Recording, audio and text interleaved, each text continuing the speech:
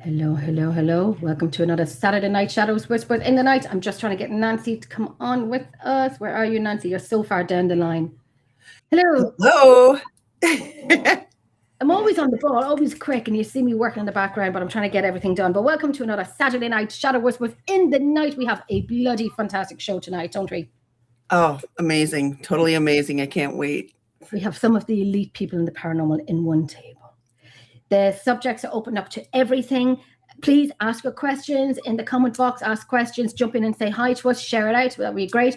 So I'm going to bring everybody in. We have a great table. They're going to introduce themselves to you, what they do. And if you don't know them already, why not? So I'm going to bring them all in. Hi, Miss Pamela, my love. I'm going to bring us in. So they're coming in random orders. Yeah. Whoa. You know, right?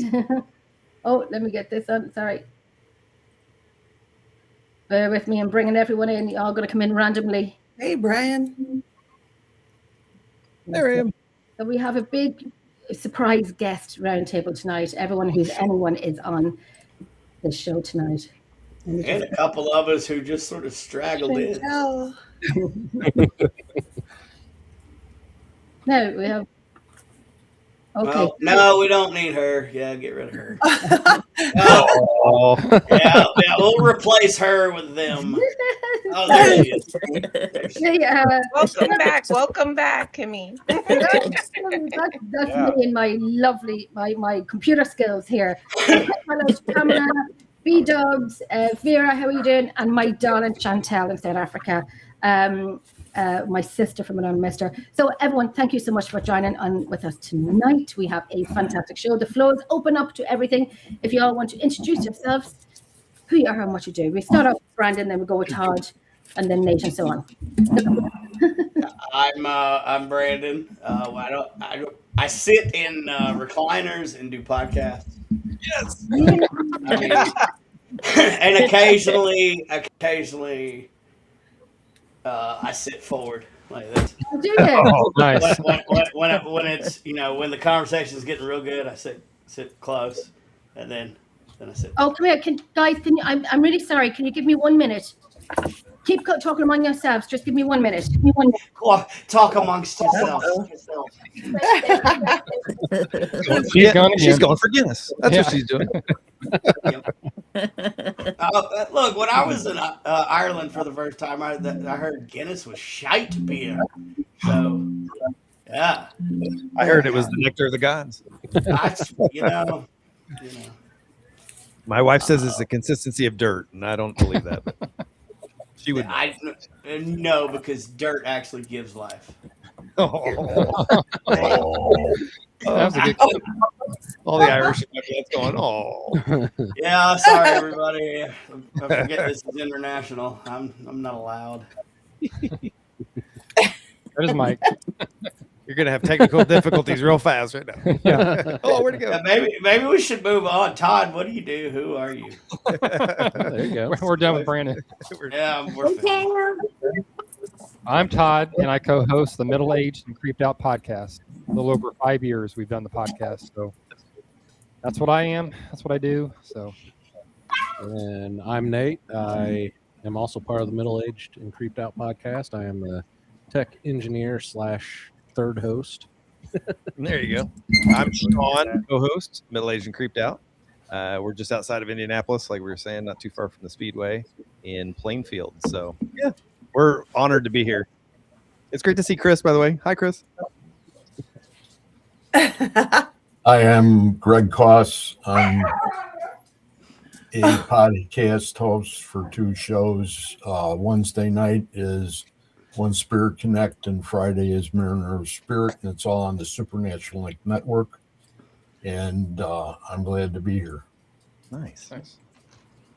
My name is Chris, and the answer to your questions are left, 7, and Tuesday.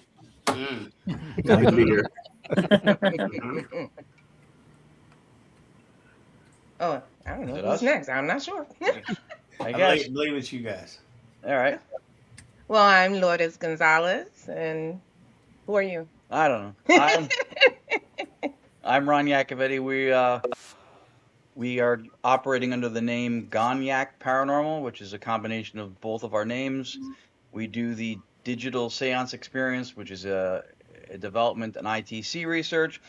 We also put forth what we were calling technical idealism. It is a metaphysical philosophy fused with the technical aspect of what we do. So it's analytic idealism and ITC, hence technical idealism. But analytic idealism is something that goes back centuries through philosophy. We did not invent that. This term, we kind of merged. That's cool. That's very cool. Awesome. Kimmy. Ghost boy. And Kimmy? Oh, me. Yeah. I'm Oh, Kimmy me. Courts. I've been in a paranormal for about 12 years. I do a paranormal podcast. I also do a paranormal cooking show where I bring in the paranormal to cooking. And that's what I do. Fun. I That like is that. interesting. Paranormal food. It's my great to be favorite. here with all of you guys. Yeah. I love this Did I show. even mention anything paranormal that I do? Or did I No, just the ramble? recliner. No, it's the whole recliner bit. I'm with Supernatural Inc. I also have a haunted location that I represent here in South Carolina called Haygood Mill Historic Site. And I'll be a guest speaker at the New Orleans Paracon coming up, along with Ron and Lourdes, and I'm excited. I'm kind of more excited to learn from all the other people than I really am to talk. I don't much care to be in front of people, but I like meeting new people, so it'll be fun. When is the New Orleans Paracon? I'm glad you asked. The New Orleans Paracon is going to be July 31st through August 2nd. Apologies. Nice. Sorry, I am so sorry. I had a little emergency at my front door, as usual. The guy you ordered got there too early. Yeah, he did. I had to tell him to go upstairs and wait. Yeah, just We go. finished the show while you were gone. Yeah. I had to. Oh no! Never a quiet day with me. Even if I hibernate and hide, it's never a quiet day with me. Ooh, but I'm back. I'm so sorry. I missed out. I'm back now. I'm back. We were talking about the New Orleans Paracon, and I've been to New Orleans once, but a Paracon there would be amazing. Well, so it's going to be at the what is it? The Crown Plaza right there in the French Quarter. Mm-hmm. Yeah. Oh, wow. So yeah, check out www.neworleansparacon.com for all the info. There's really good package deals, like rooms are cheap for like the 3-day event, but they're selling out quick. There's a bunch of different add-on packages. There's several different investigations throughout the town that you can add on. Like I'm in charge of the Masonic Cemetery down there, so that'll be fun. As a master mason myself, I'm looking forward to that. But yeah, check it out. Like I say, Ron and Lourdes are going to be there. It's kind of a geared towards a learning conference as opposed to hey, come meet people you see on TV, which they'll be there. Right. But it's all about learning. So that's it. Yeah. It'll be fun. Nice. You think that's that's the part years? Oh, sorry. Go ahead, Lourdes. Yeah. Go ahead. No, because that's the part that we're looking for, the educational part, because there's a lot of different cultures and theories and methods, so it'll be very interesting. Right. And even though we're at it many, many years, and you think you do know what you're doing, but you always learn from other people what they do. Even I started doing ISL, which is Irish Sign Language, on locations, and people would say, Jenny, how are you going to get your responses? But it's easy. So you teach them the alphabet. So you start off with the first 3 letters. You go A, B, C. And so you have your equipment. You have your recorders. You have your videos. You will have lights if you want to go by the lights, or you have a light over here and a light over there. You ask, can you set the light on the left off? But you do it in sign. But you have to do it slowly with the spirit box on. That works too, and with the recorder. So they, if I do the A or the B or the C, saying what letter am I putting up, and you have to repeat those letters a few times so they get used to it. And then the next time we go back, we go for EFG. But we'd start off with the ABC first to see if they remember it from the first time, which they're not stupid. They remember it from the first time, but it's just repetitive of keeping it fresh for them because it's with any method. I mean, any method is the same thing. It's just building that muscle, building that connection, building that bridge. Yeah. And there's so many different ways to connect with spirit. So it's nice to learn other methods. What's one of yours that we don't know about? We'd love to know. I'd love to know. Well, when I was little, it was through dreams, a lot of dreams. But what we do now is that with the digital seance experience, we work with white noise. There's no radio involved. There's no word backs involved. It's just white noise generators that we slow down and filter in real time, and we get responses. I love that. I'm looking at Pamela here very quickly saying, who's fighting on the Guinness now? Good to see everyone hating on the Guinness, though. Who's hating on my Guinness? None of us. Nobody. Nobody. They said that we were talking about how good it was and how it grows plants and everything. I don't remember it that way. It's like dirt. Yeah, it might not have quite been that way. Really? Oh my gosh! The poaching now. The poaching with potatoes, and you know how we love our potatoes. Potatoes. We even turned it into a drink, poaching, and that's listen. I heard moonshine was strong. Poaching, there would be a competition with the two of them. I think. Look, when you come over here to South Carolina, I got you covered. Really? Yeah. Oh yeah. Test me on, can you drink the Irish under the table? Because I'm getting older and I'm not being able to hold it. But I'm up for a challenge. We don't even have a table. Okay. We love the Guinness is lovely. Oh, jeez, I love it. When I was pregnant with my daughter, the doctor was telling me to drink Guinness. Of course. Yeah, I didn't. Well, there was a pint poured, but I didn't drink it. But okay, so oh my gosh, a question there. Maybe do auto. Why is my mind gone blank? Holy crap. Oh gosh, someone's going to take over because my mind's completely blank. There's a word in my mind and I can't get it out. Potato. Potato took over. Potato took over. Oh, experiments. That's the one. Experiments.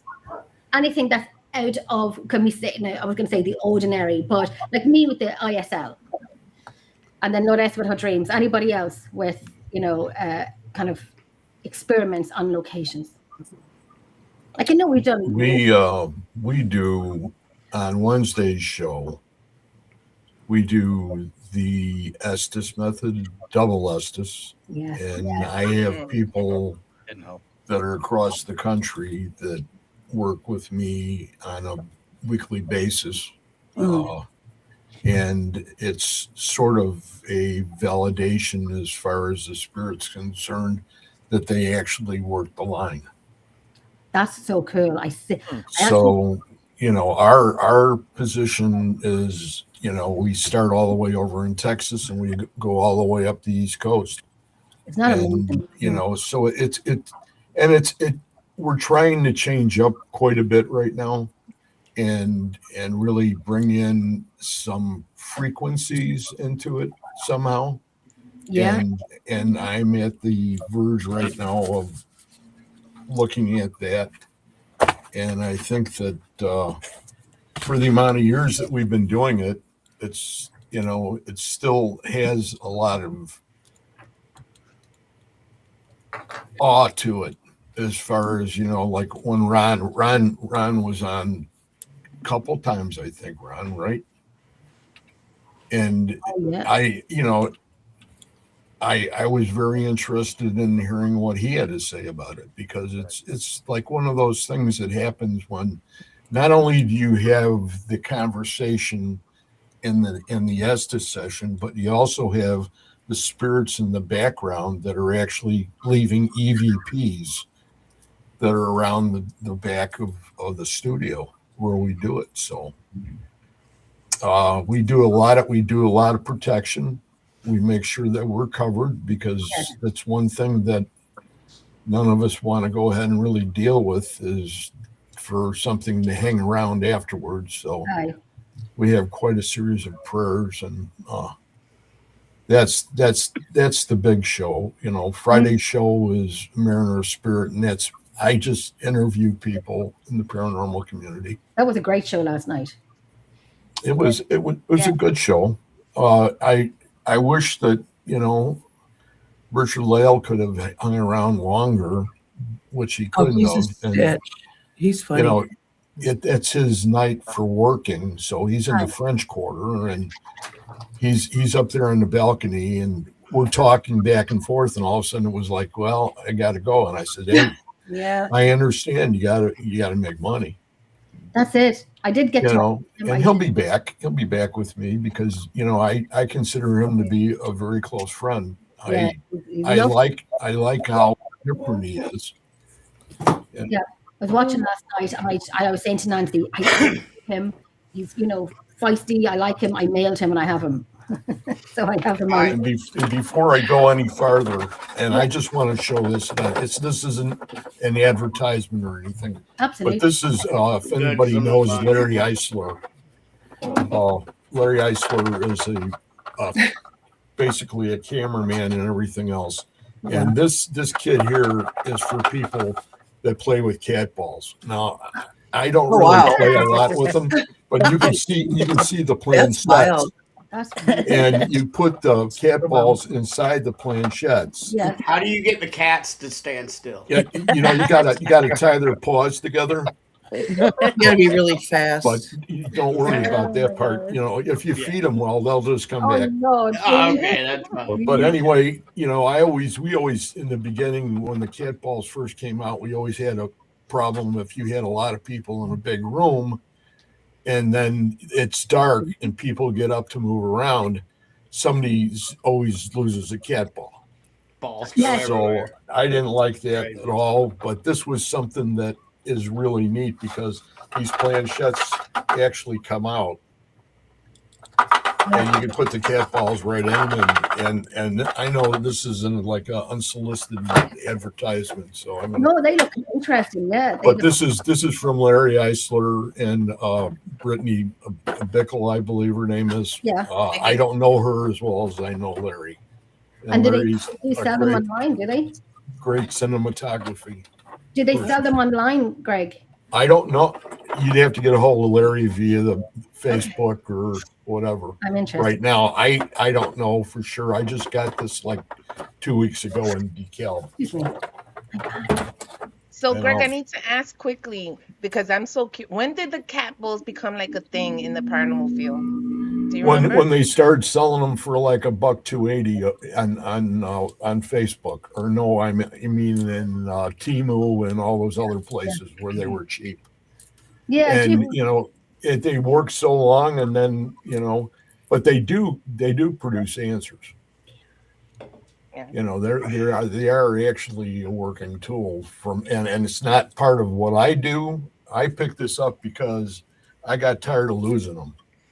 I do too. I really do. My wife has mine. Has she? You lost your cat balls too, Nancy?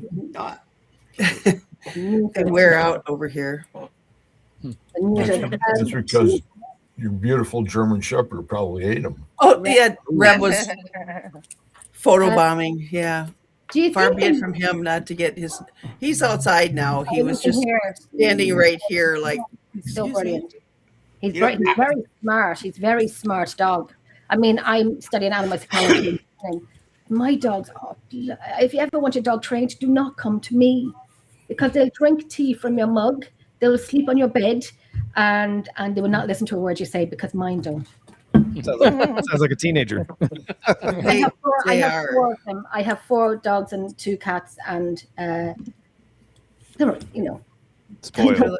And your animals are like, they're all like a batch of teenagers, tons of them, like all together in one room. I heard them last night. Mammy's teenagers. They're mammy's teenagers. They can do no wrong, apart from one little Gurrier. But my Harley, my Chihuahua, can do no wrong. She could crap on your bed and she'd still be kissed. I saw a question in the chat. Somebody was Yes. asking about, do you think language is irrelevant? Oh, it's Chantel, Miss Chantel. Where did it go? Yeah. So I'm gonna say yes and no to that first question. It's probably certainly irrelevant on the other side. However, the relevancy is with us. We can't read frequencies like they can. So Right. if we didn't have the language on our side, there would be no communication. Okay. Sure, ITC helps a lot, and we can deflect to Ron and Lourdes as well with their experiments. But it's a yes and a no. It's perfectly sane to think that on the other side it's frequencies or tones or what have you, and it's not language. And that's why I think the dialect of the language on our side does not matter. Okay. Yeah. Because they're going to pick it up how they pick it up. I don't know, but we have to have that language component on our side, or there would be no ITC to talk back and forth to or anything. So yeah, language is very important in that equation, but it's not all of it. If that helps.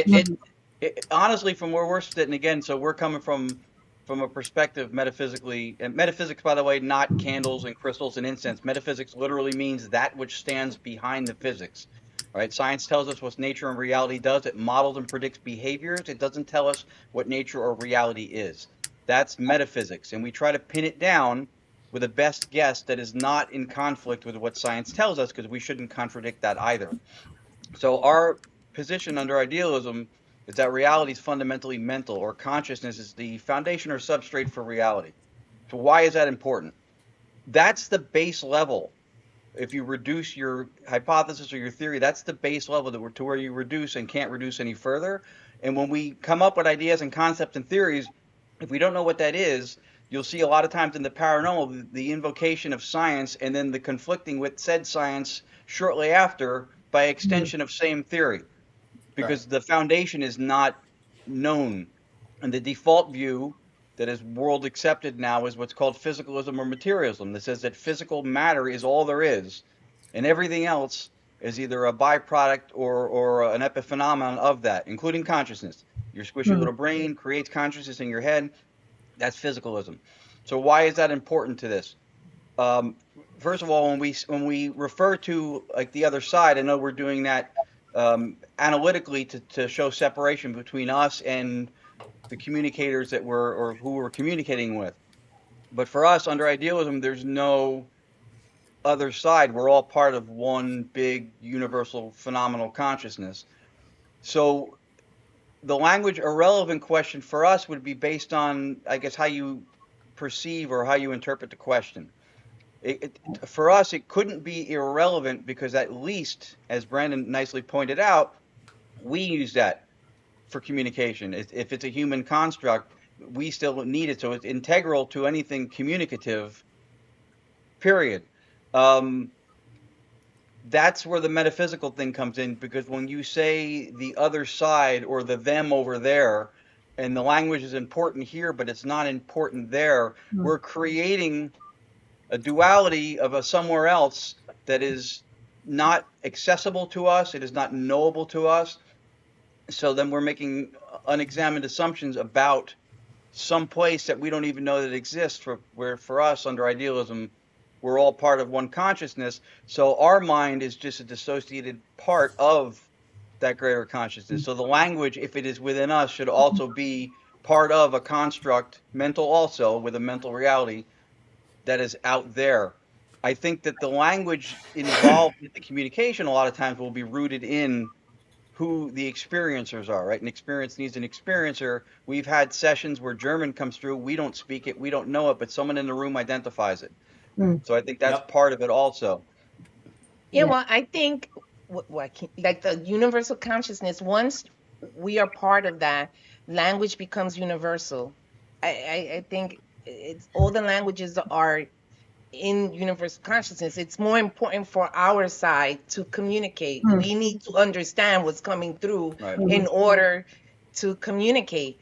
But if you're trying to communicate with Abraham Lincoln, it doesn't matter which language you speak. If you're going to get a response, it'll come through, and it'll come through in the language that you understand.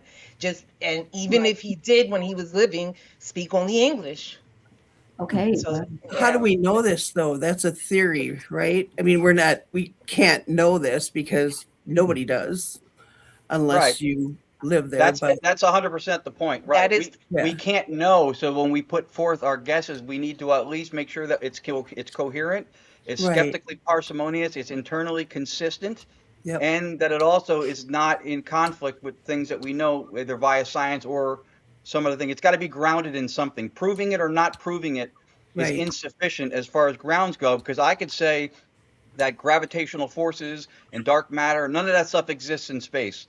The things that happen are caused by an invisible, interdimensional flying spaghetti monster who moves the planets with his noodly appendages. And you can't prove it's not true.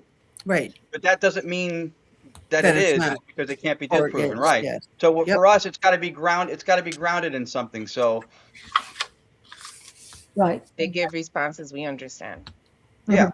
In the language that you understand. Yeah. And this is where the metaphysics is important, because if reality is fundamentally mental, then you're communicating, right? You're going to get something. Like if you spoke 8 languages, you knew I only knew one of them, you wouldn't pick one of the other 7. Right.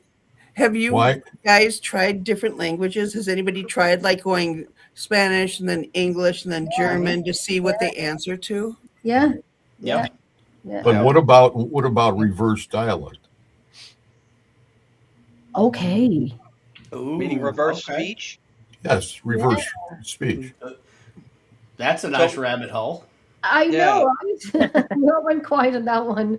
No, I mean, if you have a session going, and everything is going the right way, and then all of a sudden you pick up, say, for instance, five minutes of a certain being that comes through, that's totally reversed. I got something like that sent to me a few weeks ago from a friend of mine who's an investigator. And she said, Jen, listen to this. And she sent me an audio. And it was, she was asking a question, then everything went blank. And then there was talking backwards. And I said to my friend, I said, I kind of know what that means, because you can hear the voice talking backwards. Kind of gave me the chills a little bit. I mean, if I find it, I can play it. So, and there's a lot of rabbit holes that say that the reverse speech is actually the truth that's coming out. Here now that I can. Like, they did some reverse speech experiments on the Apollo astronauts, and you can clearly hear Buzz Aldrin saying, "We never went to the moon." In reverse speech. So, I mean, there's a lot. We also, at Supernatural Inc., we make a reverse speech box. Yes. Oh, wow. Okay. And it's become one of my favorite tools from the old Supernatural Inc. arsenal, because it's just fascinating. So not to turn it on its head, but that's kind of like what I'm hoping to do here. Just something to poke the bear and thought-wise a little bit. When we say reverse, right, we're talking about mechanistic processes on our side of it for the experiencer in hearing the audio in reverse. Correct. Right? Correct. So to go to what Nancy mentioned before, we don't have causal grounds to say that these things were spoken or initiated, emerged, reversed. But the experience that for us, either recorded or in real time, is of audio that we perceive as reversed. Now take that and couple that with the seemingly consensus view that space-time is not a thing on the other side in the spirit realm or whatever. Right. And then what is reverse if you don't have a definitive linear topological process of time, space going in a direction, right? Or some time going in a direction. Right. So perhaps that's just a way that we pull something out that maybe that's the way it came through, or that's part of the process of how we're maybe perceptually engineering something that was not normally accessible to us. And see, that's the fun of ITC. I can sit here and explain away my side of it and my tech side and what we're doing over here. But I can't begin to tell you how the hell I'm talking to somebody else through a damn radio. Right. I don't know what the other side's like. Right. And but it's just fascinating. And all it really is expanding on the personal experience. Because that's the holy grail for all of us, that are out here exploring, is our personal experience. We're never going to prove this shit to nobody. Well, I don't care. Yeah. When Ron, when you were on, and I think you've been on twice on the show, and the answers were all pretty much very consistent. Yet, in the background, unbeknownst to us at that particular time, are EVPs that come through that have been recorded, that we have, and we still haven't put them all together yet. But a lot of those are in reverse speech. Why would that be? The why is hard to answer, but the part that I'm speaking to mainly is that the emergence of it, we don't have any way to know that they were spoken or they were launched, so to speak, in reverse. Well, my question is, how can you tell that it's reversed? Because are you understanding what it's saying when it's reversed? Yeah, when it's played in the opposite direction. I'm asking. Oh, he's saying no. Do you understand that when it's reversed? I haven't heard them. They're all EVPs. And they're all recorded as we do the sessions. They're above and beyond what the sessions actually are involved with. So it's somebody else that, like, they're sitting, putting their hand up and they're saying, I want to get in on this too. You know what I mean? That kind of thing. Yeah. Could they possibly, could it be perceived as reverse and maybe they're just speaking a language you don't understand? Could that be possible? Well, the point of going ahead and waiting to put it on Audacity was probably the only way to handle it, correct? Right. Yeah. So, I mean, that's where that lies. So once that's completed, and it's completed on all of them that are in reverse speech mode, then we will have a better idea of what we're dealing with. Right. Because as a court reporter, now that we're not in the courtroom anymore, I listen to audio. So a lot of times, especially if they're talking on top of each other, I have to rewind and catch the voice one at a time because they're talking over each other. And a lot of times when I reverse speak, I hear words, English words. Right. I hear them and it's in reverse, but I understand it though. Right. I understand it. Not all the time though, but when I do pick up some. So that's why I asked the question. I'm just wondering, how could you tell if they're speaking reversed or not? Because we grew up in the 60s. There's a couple. Because I enjoy it was in the 60s. I can understand it perfectly. Because I enjoy psilocybin. That's why Brandon. I'm a shaman. What do you expect? No, Brandon. See, when my friend had sent me that audio of the reverse audio, you can hear it. You know it's not a different language. And it put the hairs on my arms standing. I was like, holy crap, I've never heard this before. But she got it perfect. I don't know. I think she got it from the Hellfire Club. Hellfire.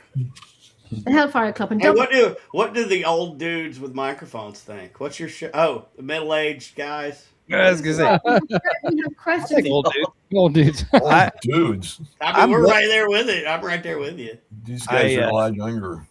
I have to say, like, what you guys are talking about is fascinating. So coming together and talking about these things is interesting. We're podcasters, so we're not really investigators. We have gone on investigations and we've watched other investigators. So we normally just use our own senses. I think my thing is I wonder if the other side is sitting there kind of almost like just smiling and like, okay, they'll catch up. Like we're almost in preschool. Let's throw this at them. Right? Let's try that. You know what I mean? And I wonder about like spirits, or I should say ghosts that are earthbound versus spirits that have crossed over to the other side. And is there a difference? Do they have different perceptual understandings of what's going on? That's what I think about. Like, and because I've heard so many stories from so many people that connect. We were talking about connecting in different ways. Okay. And I think it's just interesting. I mean, I have nothing but questions. Like Chris. Yeah, how do you know the hierarchy isn't set up like it is here, where you've got different languages, different areas, different countries, different everything? When Chris had his experience, it was an earthbound spirit that happened to be related to Chris, right? Which was of all the years, and everyone has been to the college. It was Chris that the spirit had wanted to make contact with, and they're related in the end. Which, I mean, if you see my mouth drop when I was watching the Netflix series, when you see my mouth drop, I was like, that's a humdinger. Oh my God, like, holy crap. Yeah, I'm still looking up the third word of Ron's second statement, mechanistic. I'm about 8 minutes behind you guys. I apologize. It was my last name. It was my last name. I'm still although looking it up. I do find the concept of reverse speech, Greg, Illinoising. That's my best book of the day. And I do have a very large cat, so it's in case you're wondering. I'm kind of out of my league here. The things happened to me happened 40 some odd years ago. So we were advised by a professor of psychology to get an old tape recorder to mark the placement of things in the room, to make sure that room windows were closed, the door was closed, to create a stable environment. Speak into the tape recorder, leave, and come back. And when we came back, we heard this thing talking to us. I don't have the expertise the rest of you guys have now of the modern equipment, but I find it very fascinating, and I just I feel very fortunate that there are people like this panel who are still looking for answers. When I watched that, and I seen that you had left the recorder in, and I have those recorders as well upstairs. I do take them with me sometimes, but I like to download everything, but I still use them with the digital one and the small cassette one. And when I seen you doing that, and you should have seen me throw my pen. I was in bed watching it, throw my pen down. I'm like, and you left the room, and when you played it back, let me tell you. So when I first heard it, I knew. And sorry, Nancy. When I first heard it, I knew immediately, and I said to my partner, "He's saying this." And then when you were speaking, when you've been interviewed, and you said the same thing, I'm like, "This is why I do home to your home." And it was very clear. It was very clear. It was brilliant. You have a great lens. And everyone's lens is different. People sometimes react differently to the same stimulus. That's an interesting thing. It's very frustrating thing too, because people might get this different reactions to the same stimulus, which is hard to maybe analyze it in that way. But I think that the best thing that people can do in any field is to look at the data, see where it brings you, rather than having a set goal to achieve or to prove. See where the data goes and see where that takes you as a conclusion or as an outcome. I think that's a healthier long-term approach. Yeah, it was very exciting. It was great to watch. I was excited, and I'm reading a book as well, and that's brilliant as well. I really love so many books. Sorry, Nancy, what were you saying? I do have questions for Nate and Todd. I'll throw. Sorry, Nancy, what were you saying before? Oh, I was asking Chris.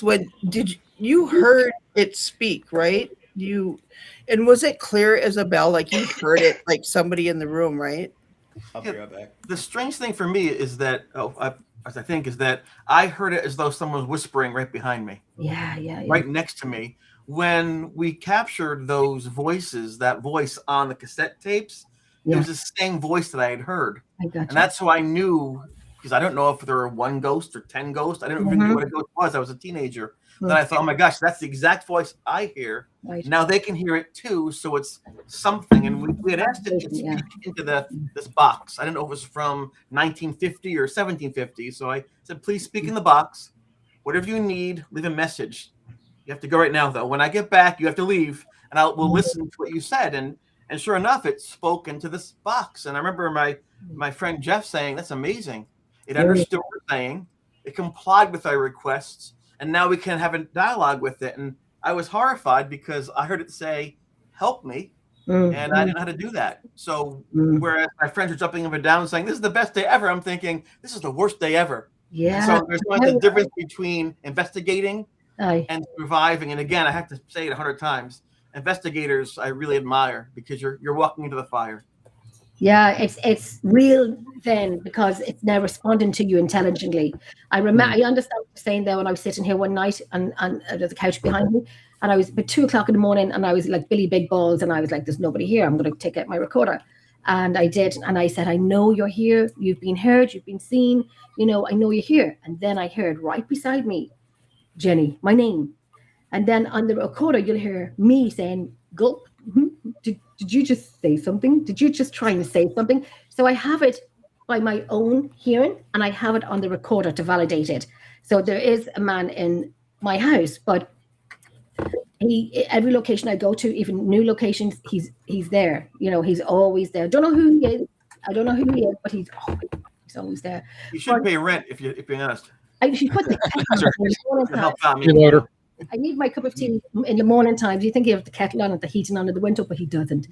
But I was doing a show one night years ago, and I have the video. Thankfully, I have the video, and everyone on the panel is talking away, and then they stop talking, and then I'm smiling, talking away, and then you can see me going, and I'm looking at the people on the panel, and I didn't say anything, but I heard my name being said. So when I watch back in the video, which I have on my phone, you'll hear the static coming through my microphone.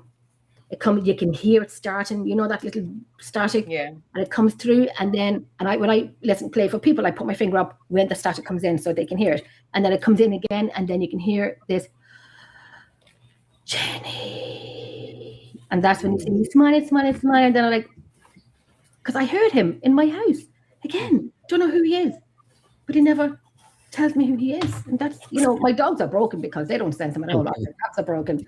They don't sense him at all. I'm going to throw out here a very quick question from Pam to Todd. Todd, do you have a bucket list for places to investigate you have not been to yet? Oh, gosh. There's about 1 million places. We talk about it all the time on our show that we do our stories, we do our topics, and we have a long list of places we like to go.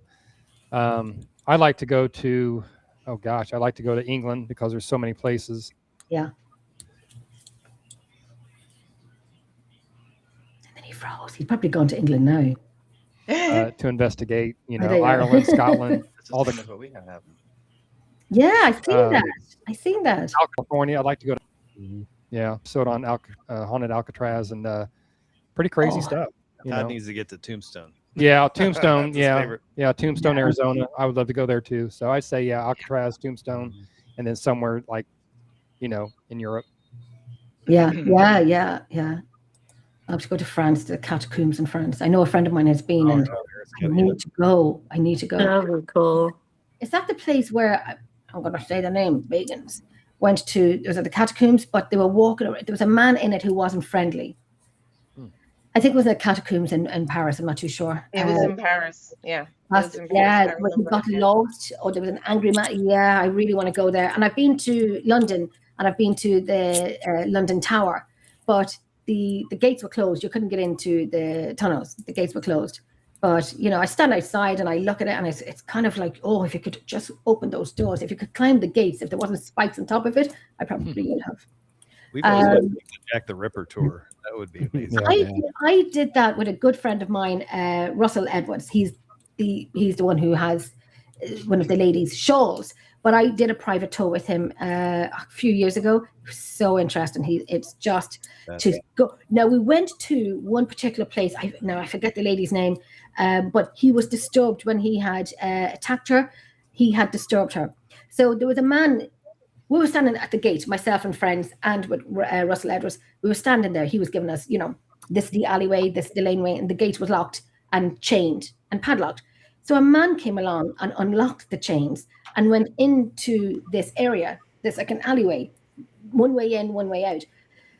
And when the guy came back out, and I said, I'm going to ask him, can we go in? And they were like, Jenny, you can't. And I'm like, the only thing you can do is say no.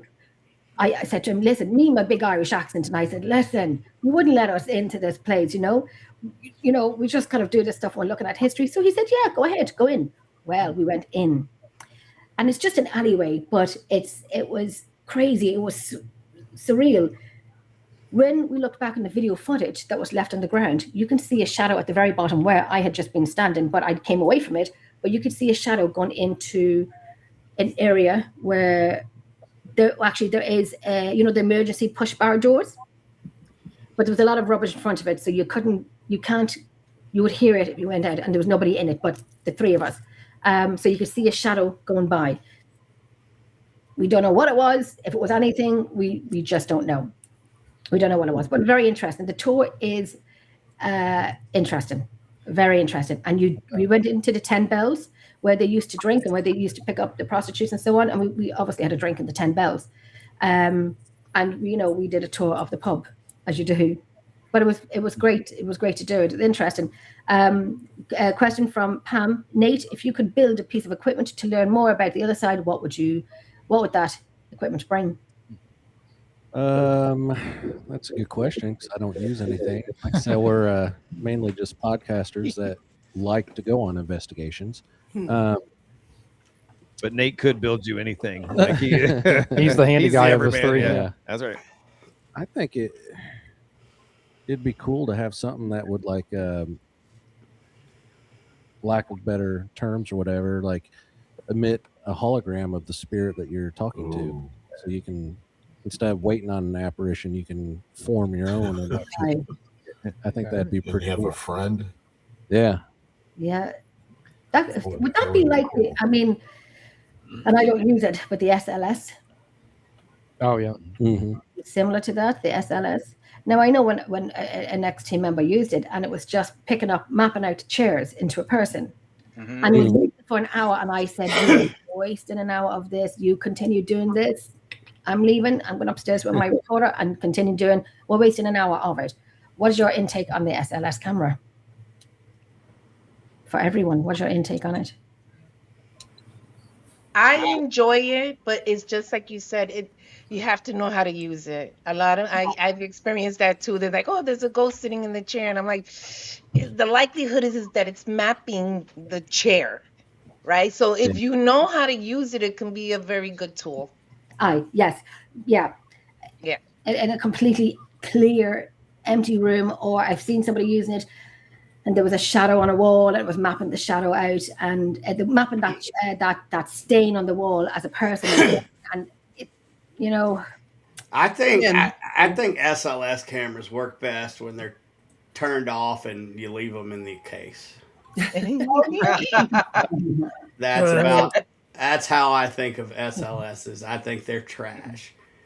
There's a lot of false positives for sure. I mean, it's cool if you want to be like people on TV and you want to get something, that's fine.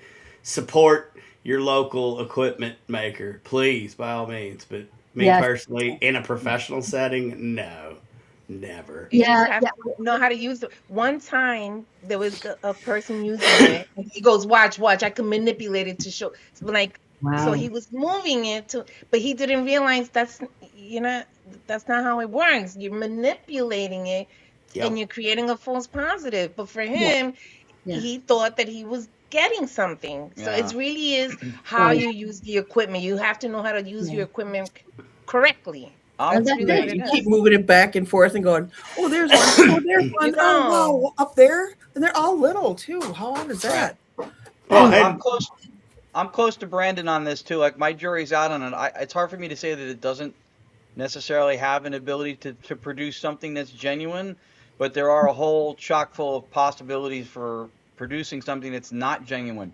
Something that really important I'd like to point out too, and Chris, I forget how he phrased it about him being like the odd one out or out of his league in his or whatever, but I think what's special about Chris that is lost so much in this field is that we approach a lot of the phenomena and these situations and the equipment with theories and ideas and concepts in our head, and then we try to fit what the experiences are into those, and if they don't fit, then we exclude them. Chris's experience starts with the experience, and for us, again, under idealism, you start with, considering it's genuine, right, and it's not somebody hoaxing something or whatever. You start with the experience. And then from there, you try to understand and explain perhaps what's going on. But it's ideological, discriminatory ideology to say that if it doesn't fit into this box, then it's not legit. You've heard it's called the Sagan standard. Extraordinary circumstances require extraordinary proof or evidence. Well, that's only true if by extraordinary it's termed so because it doesn't fit into this ideology or this box that says it's not possible, right? Then it needs some grandiose entry to get into it, but otherwise it's just nature doing what it does. It's just a natural doing of reality. It doesn't need to have an extraordinary circumstance to get into it. And by the way, what he said. And proof. Right. We don't sometimes you got to go on your own experience too. I mean, that you're the only one who knows it exists. You're the only one that's going to realize that happened. You're the only one that heard it. You're not going. You can't reproduce it. You can't do anything. You have to live with the fact that you're the only one that knows, and nobody will probably believe you. My favorite tool. Yeah. Period. My favorite tool. Period. Point blank is me. Absolutely. First and foremost, is me. Yes. Right. So that's where context comes in, right? Because this is where the language and the way we frame things can be dangerous, right? The idea of proving the afterlife, proving the paranormal. Science doesn't prove. Math proves. Science leans into what's most probable, because if it definitively proved anything, then it couldn't reserve the right to revisit with new information, new discoveries, new data, and then revise and update stuff, right? So you can't definitively prove. It leans into what's most probable, what's skeptically parsimonious, and what seems coherent theoretically, without adding too many steps into the explanation. So we also should approach it the same way. And yes, you as the experiencer are integral. I saw some stuff people were posting about taking the human out of the aggregation of data or evidence, and like just using mechanisms or AIs and stuff like that. Taking the human bias. First of all, you don't remove the human bias, because when you get that data from the mechanism, you still, as a human, through your own subjectivity, have to process and put it through the lens of what you see reality as. So you're just kicking the can down the road. But to remove human bias from I'm sorry?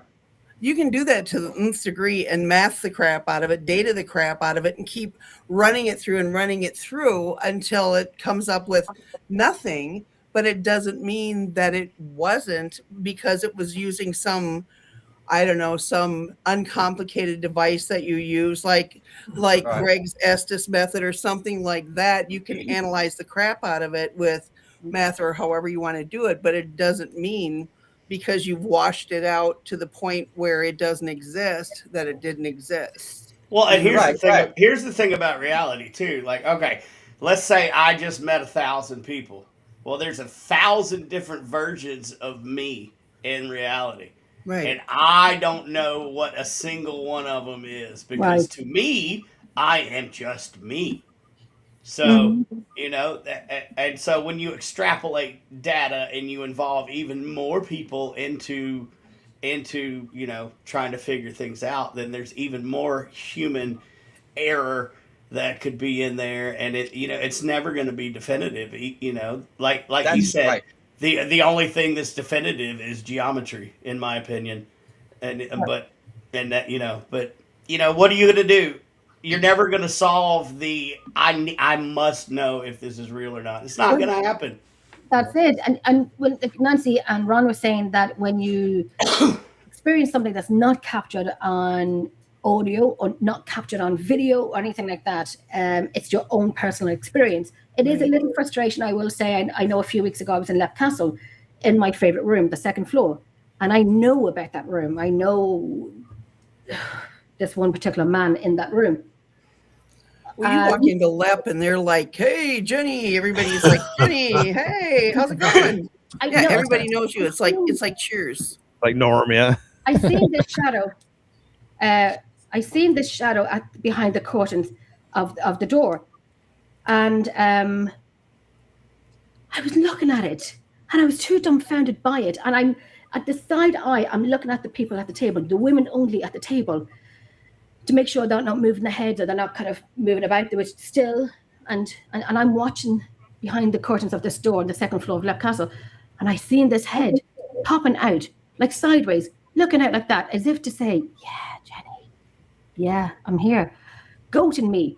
Do you never get, I feel like, wow, goating me a little bit, but not doing anything, but just looking out at the top of the wall. And looking out, and then went back in after about 15 seconds, and the people see me like staring. I'm like, "Did you see that? Did you see that?" So my friend was sitting beside me, Amy, and he looked out again, And it was there again. I went back in after a few seconds. It would say, yeah, and it was too high up. There was no one behind the door. The door is there. The curtain is here. No one's behind it. We're facing the door.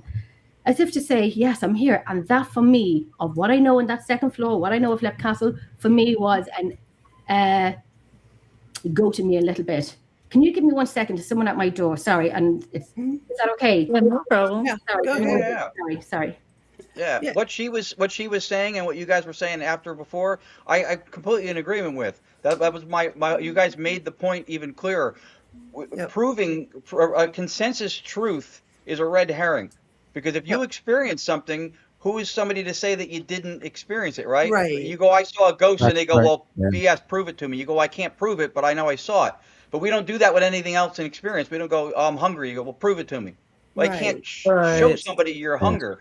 So that's what I was saying before. You start with experience, right? And when someone's trying to take the human element out of the experience by using a mechanism or an AI to aggregate information, you're kicking that can down the road, because the human still has to look at the information anyway, for one. And how far do you have to prove it too? Right. You know, like if you go back to the TAPS days when all they wanted to do was show their client what they found there. It was between them and basically the client. I mean, it became a TV show and much bigger, but baseline, it was between them and the client going, here's what we saw here. We don't think it's anything to be afraid of, or, you know, run, scream, whatever it might be. But they just gave them the little bit that they had, and it was enough for their purposes. And that was it. I mean, that may be all we're going to be able to do until, even if somebody got one walking on, like, right in front of them on camera and going, whoa, look at the guy, he's like see-through and everything, and everybody's going to go, yeah, that's AI. You know, there's going to be that's tons my of point. people. Right. I don't know how you would ever prove it. Consciousness is what was I don't know that thing that we read, that it was saying consciousness is buffoonery. What was it? It was some article parading as science, saying something about consciousness being buffoonery or something, or I forget what it is, which is absurd, because we know everything directly or indirectly through acquaintance by being conscious. Right. So that idea alone came from consciousness. that idea alone, that theory came from consciousness. Yeah, and all I'm saying is that you can't remove the human bias, because an experience needs an experiencer. To try to remove the human bias from the experience is like trying to look at yourself and how you look in a mirror while you're not standing in front of it. Or seeing yourself through other people's eyes, kind of thing. Yeah, if you're going to take the human element out of it, then why even do the investigating in the first place? Right. You know, because I can tell you firsthand, after 12 years, I'll be, well, I saw this. Oh, well, it's pareidolia. Don't worry about it. And that's an important point too, right? Because when they say we can't frame things as if they're not physical, they're not real. That's physicalism or materialism, which denies the existence of all the stuff that we all say that we experience or believe in. So you can't say that. If somebody has a hallucination, they go, well, that's not real. Well, what's a hallucination? The experience of a hallucination is still an experience. It was real to that person. It's real. What you experience is real. It doesn't have to be physical to be real. Hunger is not real. You don't have to be able to quantify it for it to be real. How much does my love weigh? What is the length of my thoughts? I have a question about equipment. Okay, when you have EMF meter, right?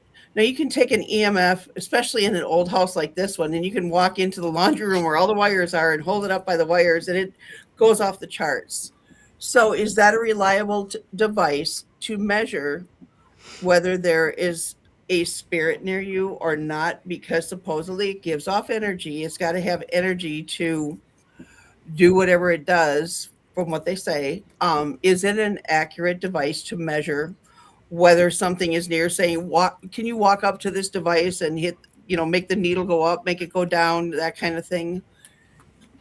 I want to get people's thoughts on what is that valid? Is it not valid?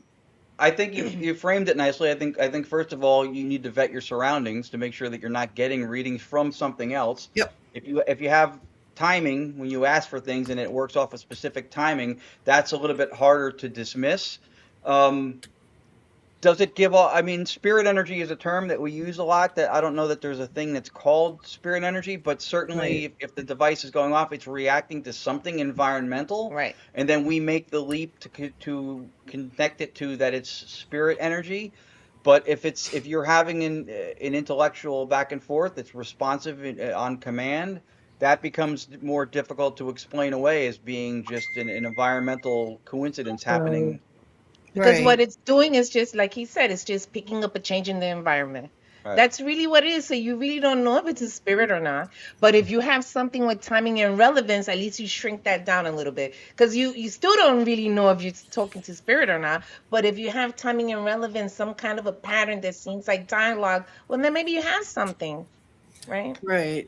I think a lot of it's sort of hard because we're trying to utilize real world human tools to try to measure something that we don't know what we're actually trying to measure. So, I mean, at best scenario, they're good tools. I mean, it gives you a starting point. Like Ron was saying, like, you know. But see how the language paints us into a corner. We're using real world tools, which is to say, but not say that the spirit stuff or what we're trying to experience or record is not real world. I think when we make a duality of it, that our world is real, the physical, but what's out there, that stuff is not real, then that just by default, we're already discounting or discrediting the mechanism or the device or methodology we're using, because we're creating a second realm of somewhere that is separate from the real. It's not the real, you know what I mean? It's just, I know the language is but there aren't like random, like, I don't know, energy shooting through your house that is like, if you've got it in an area, it doesn't go off at all, period. Does not go off. And all of a sudden, you know, you ask something or it does something and it spikes and then goes back down, or it stays spiked and it stays up for a bit, cold spot, whatever you have. I have a hard time believing that you've got random bits of energy shooting through your house that just happen to nail that sucker right at that minute. And you go, oh, well, no, discount that because there's energy shooting through the house, you know, kind of thing. It doesn't make any sense to me. I've had people discount them saying they're unreliable because they can go off for no reason whatsoever. K2s have been notorious for having issues. Okay. And then if you go above that and you go to a millimeter, then you have a lot more substantialism involved in the piece of equipment that you didn't have with the K2. Right. And that's what gives that machine, to me, more credibility. Gotcha. Okay. I'm just kind of curious about how much money I'd have to spend to. I'd rather. You know, everybody can have a K2, but you know, it's going to take a few bucks to go ahead and get a millimeter. I'd rather get one of those old school tri-field meters. Yes, you're right. You're right. Analog tri-field meter. Yes, you're right there too. Because those K2s are terrible. I'm going to tell you, I have K2s, and that's just because people like shiny stuff when they go on ghost hunts. It's the only reason I have K2s. I've had one forever, and it just stays in the box just where it's been. And if somebody needs something, throw them a K2. Yep. Okay, how about apps on iPhones? No.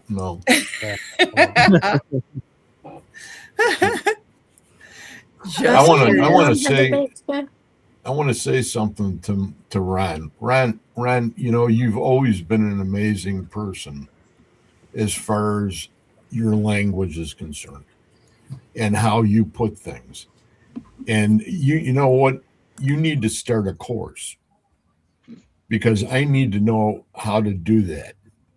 Because I don't even come close to the way you put things. And I know I flatter you, you know, but it's got to be said because I like to hear it all the time. After this, I'm gonna eat the whole thesaurus. I appreciate that. I did a 9-10 video course that I had online for a while. I have it linked now off of a playlist on our Gonyak Paranormal website.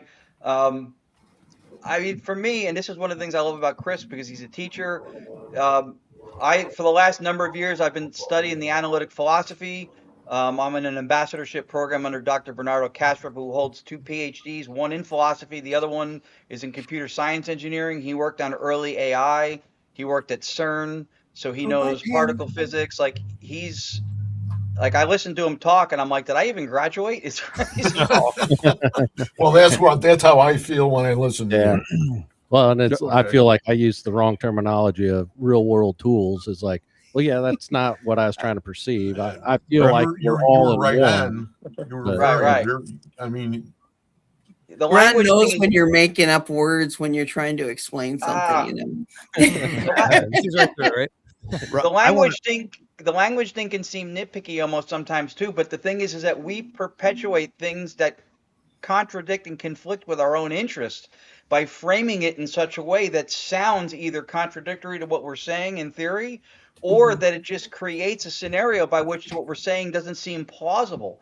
So language is vital because we're arguing for the validity of these experiences for how many years? On ITC, we've been arguing for this for 20, 30, 40, 50, whatever it is years.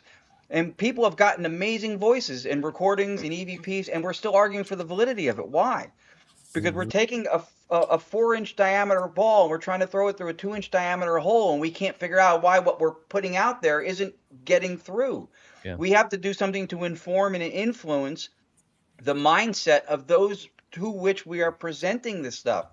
And that's where the metaphysics and the view of reality and what nature reality might be comes into play. Because when you look through a different lens, that lens, we by nature as people can't perceive information without assigning narrative. That's what we do. And the narrative comes from whatever we perceive to reality to be or nature to be. And when it's physical and when it's mental stuff and mind stuff, and those are two different things, that's how we frame it. Well, we all too, though, all have a heart, and we have the things that we believe in. Absolutely. So when you take that and throw that out into the marketplace and in front of all these different people and say, this is how I believe, and everybody in the room has got a general consensus of being on the same track. Yeah.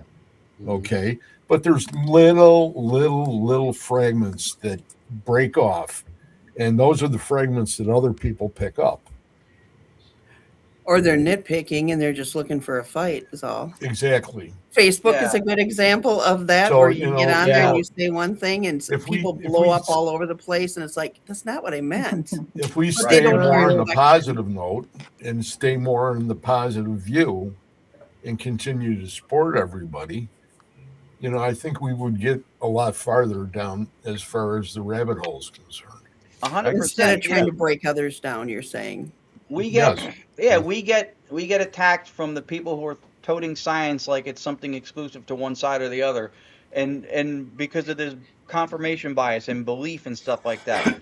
Well, so they go, well, you need to be logical. Well, what's logic? Logic is a collection of axioms, which are what? Beliefs that are held to be self-evident. So everything starts with belief. When you interpret data, whether you're a scientist or whether you're whatever your background is, that's the lens through which you interpret things. That's the lens through which you see things. So there's no objective consensus truth. There's no avoiding subjectivity. When people agree in consensus, you have a bunch of subjectivities that are in alignment. So it all starts with belief in when you interpret something. Well, the thing is, it's not like there's not enough spirits to go around. You can't keep going, they're doing it wrong because of this one and that one. How many people have died in history? There's plenty out there, people. Find a different one, move on, quit picking on your fellow workers or people that are doing the same thing that you're doing. And what is your point then? Like, I'm credible, they're not? No. That's not we all sort of have our own individual little love. Well, how come you only get spirits from like the 1700s or 1800s? How come you don't get spirits from 2,500 years ago? So let me ask you a question. How do we know that that's the case? That's one of the things I think we do as a field. Right. It's an unexamined assumption. Because if those are the ones that can't communicate. If we say spirits are not bound to space and time, then we need to be consistent with that across the board. So they may have, if they were at one point human and dissociated, separate from the rest of reality, like us, they may have been alive in the 1700s. But and how would you communicate with a caveman? How would you know it was even a caveman you were communicating with? I mean, I got a few ideas. Universal. That's the theory of That's universal language. That's what she was speaking to before. Even there with the language, right? When we say how would you communicate with a caveman, that in philosophy that's called begging the question. That's assuming that communicating with a caveman is on the table. So how would you do it? It's almost like I say, well, how did you steal my wallet? It assumes you've done it, right?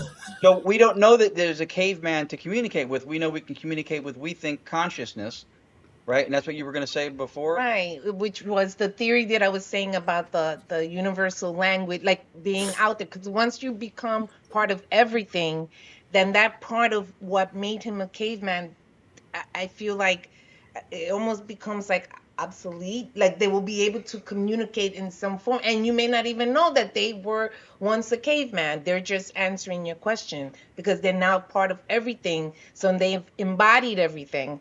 So now you see what I'm saying? So and we would never know that we're speaking to someone who used to be a caveman. Yeah. What about reincarnation? To switch tacks on that, does everybody here do protection before they go out hunting or whatever you want to call it, or looking? We do them. I got 5 kids. So I think for us, it's our mindset. I don't really think we necessarily, and it's great to do protections and it's fine. But I think it's our mindset and how we go into it.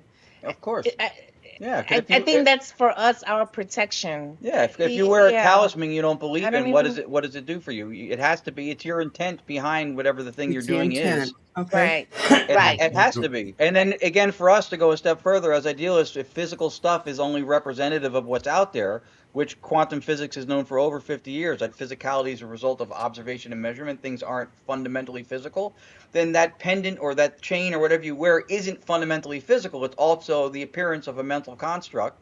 So you put your intent with that. Can mental and emotional things fuse? Every day. Our thoughts and emotions intermingle all the time. So as long as you believe in it, intent. You believe that a fork is a proper tool to guard you, then a fork is a proper tool. Okay. Well, I mean, it's simple. What's the difference between a necklace and what's the difference between a necklace and a talisman? Sorry. The name, the description of the word, the name that you're using. That's it. You okay, Jenny?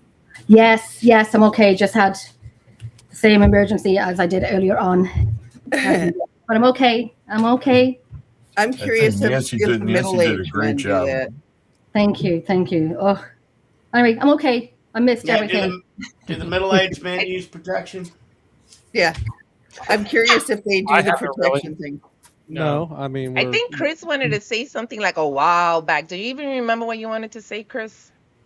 Oh, I want to go to the Amityville Horror House because I used to talk to Chris Quarantino Lutz about his experience.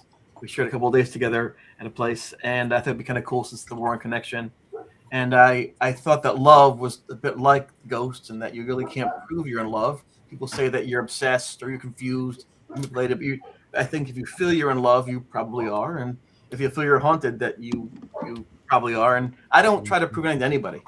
I know my experience. I know what I learned from it. And I try to share what I've learned from that coping skills to other people. So whether it's addiction, depression, loss of a loved one, poverty, whatever it is, there are things you need to do to get yourself through it. The only reason I'm on Netflix is because it was a ghost and it was very rare, right? But all of our struggles are very similar in that they challenge us to find out who we really are and what we're capable of doing and how we go beyond. So when I do speak publicly, I talk about things that can bring us together, things to get you through the dark times, and very simple things. I also looked up what SLS meant too, but they're simple things, like at nighttime, go to sleep, let your body heal itself and recover for the morning.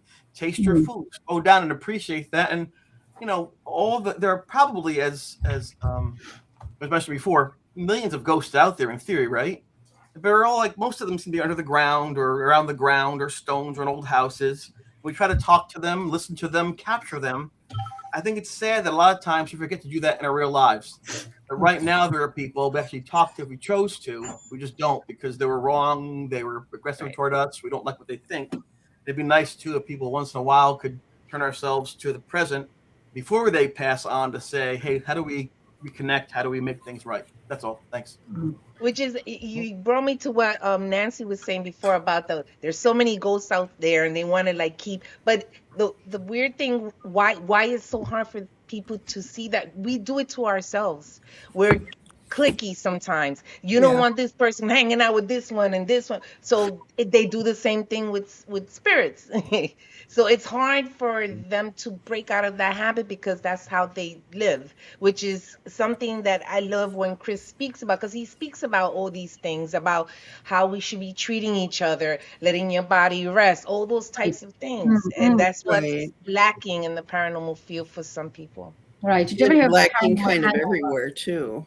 Right. Do you ever hear of the paranormal hangover? Like when you get home from an investigation, yes, you're up. I know, right? You're up all night. You're traveling all day. You're up all night. Your adrenaline is going, even though you're used to it. But the next day, it's kind of like you've been hitting the town for the past 2 nights. Crash out. But you have a headache. Yes, you're tired.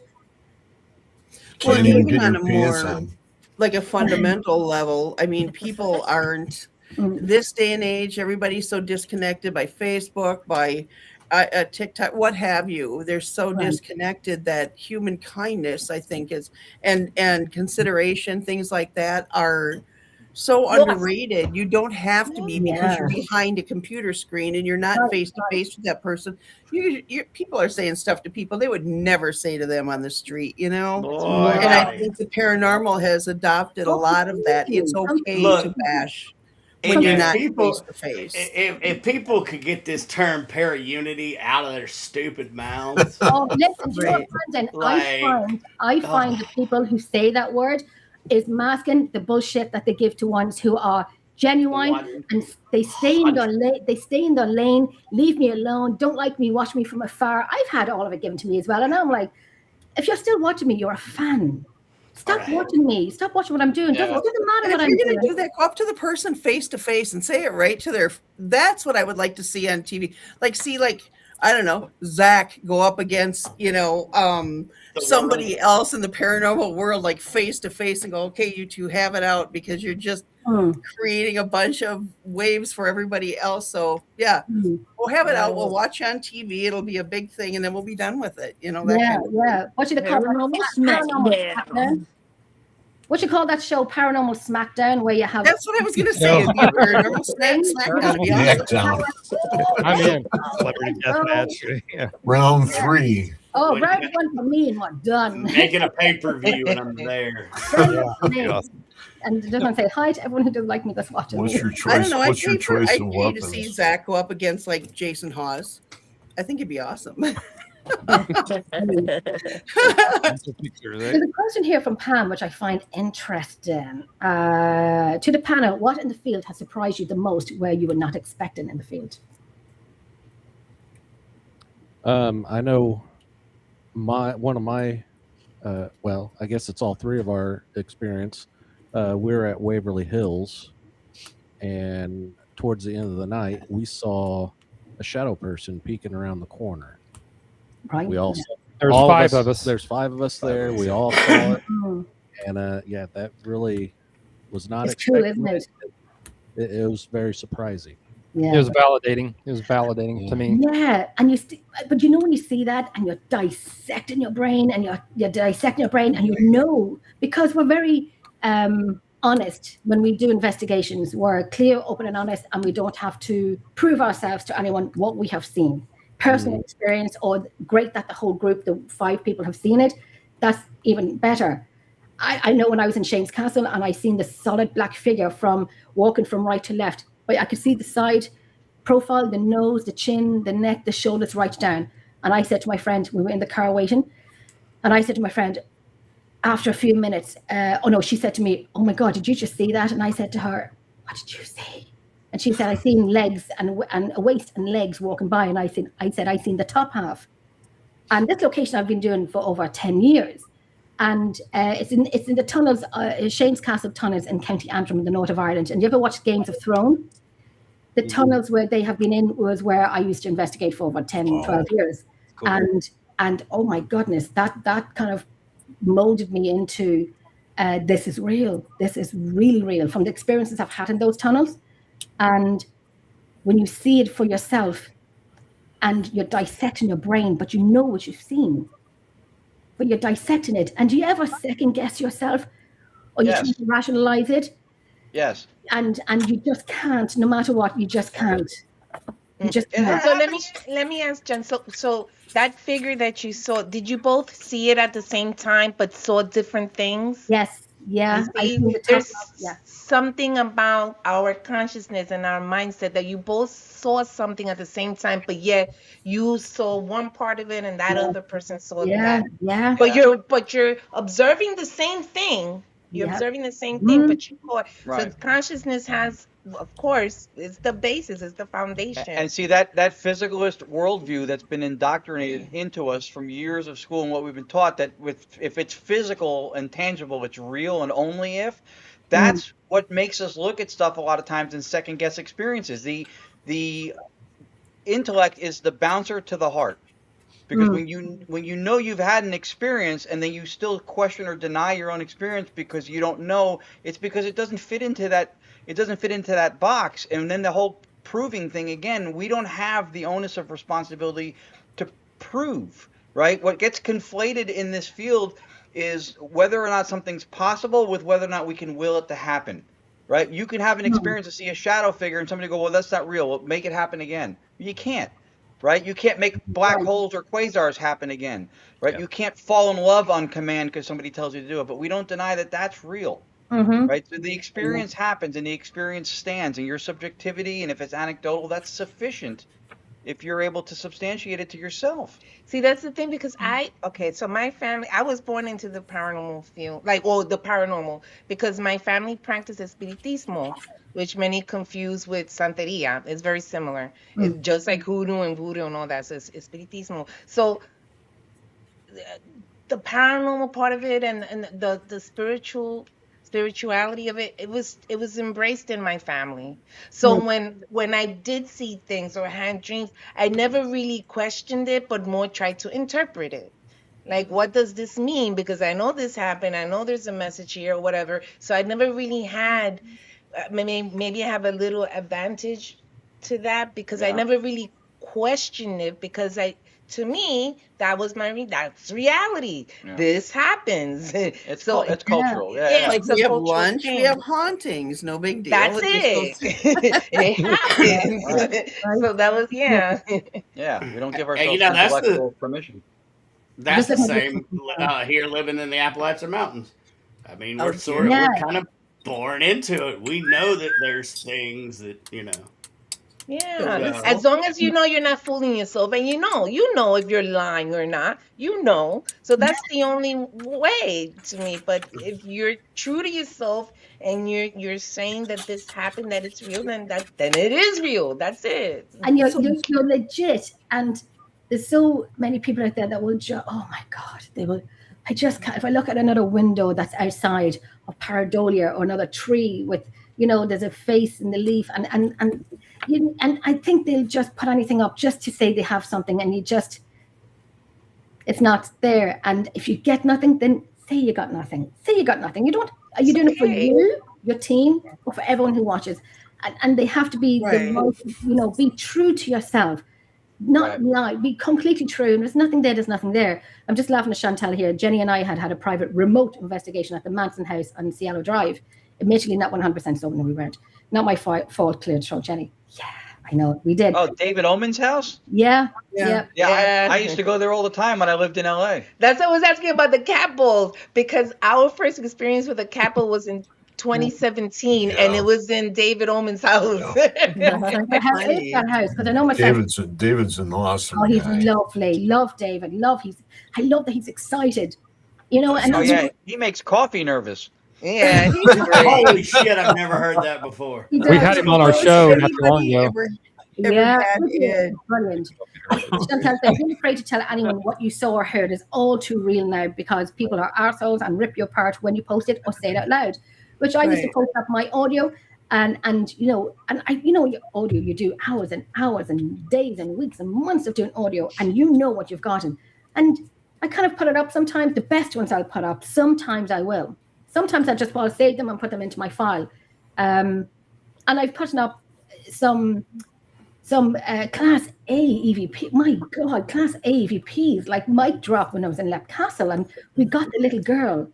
There's 2 girls in Lep Castle, Emily and Charlotte, and they both passed away in the castle. Well, when I was doing filming for Canadian TV, I think it was Haunted Destination, they used that audio, and it was the creme de la creme. It was absolutely spot on.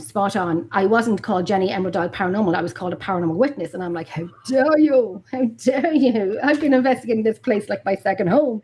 And you call me a paranormal witness? That's the last time I'll give my class AVPs to anyone unless you address me of who I am and what I do. Right.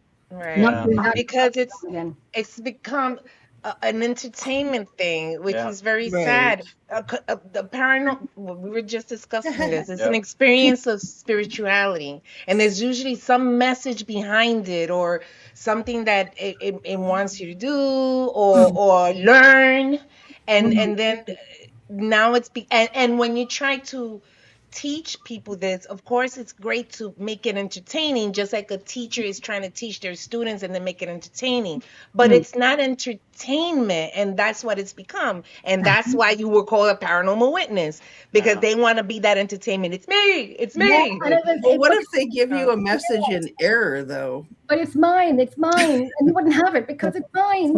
Right. And have you ever had where you get something and all of a sudden it's too much and you're going, I'm going to die. Okay. This is you're having an overload. That's death right there, standing right there, and I'm dead. Oh, wow, Or something along those lines. Have you guys had that type of thing where you're going, this is it, period? Yes. Yeah. Twice when I didn't want it. I don't know if anyone ever experienced the smell of sulfur. I had it once, but it's terrifying. It kicks you up. I think it's just the overload. You may be very porous at the time, and you're receiving so much information, and it's messing with your entropy. So right, it either turns you crazy, or you think you're gonna die, things like that, and you're receiving too much information. Yeah, like you're targeted. Like they pick you out of everyone. Again, in the tunnels in Shane's Castle, we walked in. We had to do reenactments earlier on in the night. I was relatively new in the field, and I said, the guy said to me, Jenny, you're going to call out, and I'm like, okay. So he said, right, you're going to provoke, and I'm like, well, I don't want to provoke. I don't want to, because I was relatively new. I did, and anyway, later on that night, I brought the rest of my group down to the same place, to the same area where we were finishing the night off.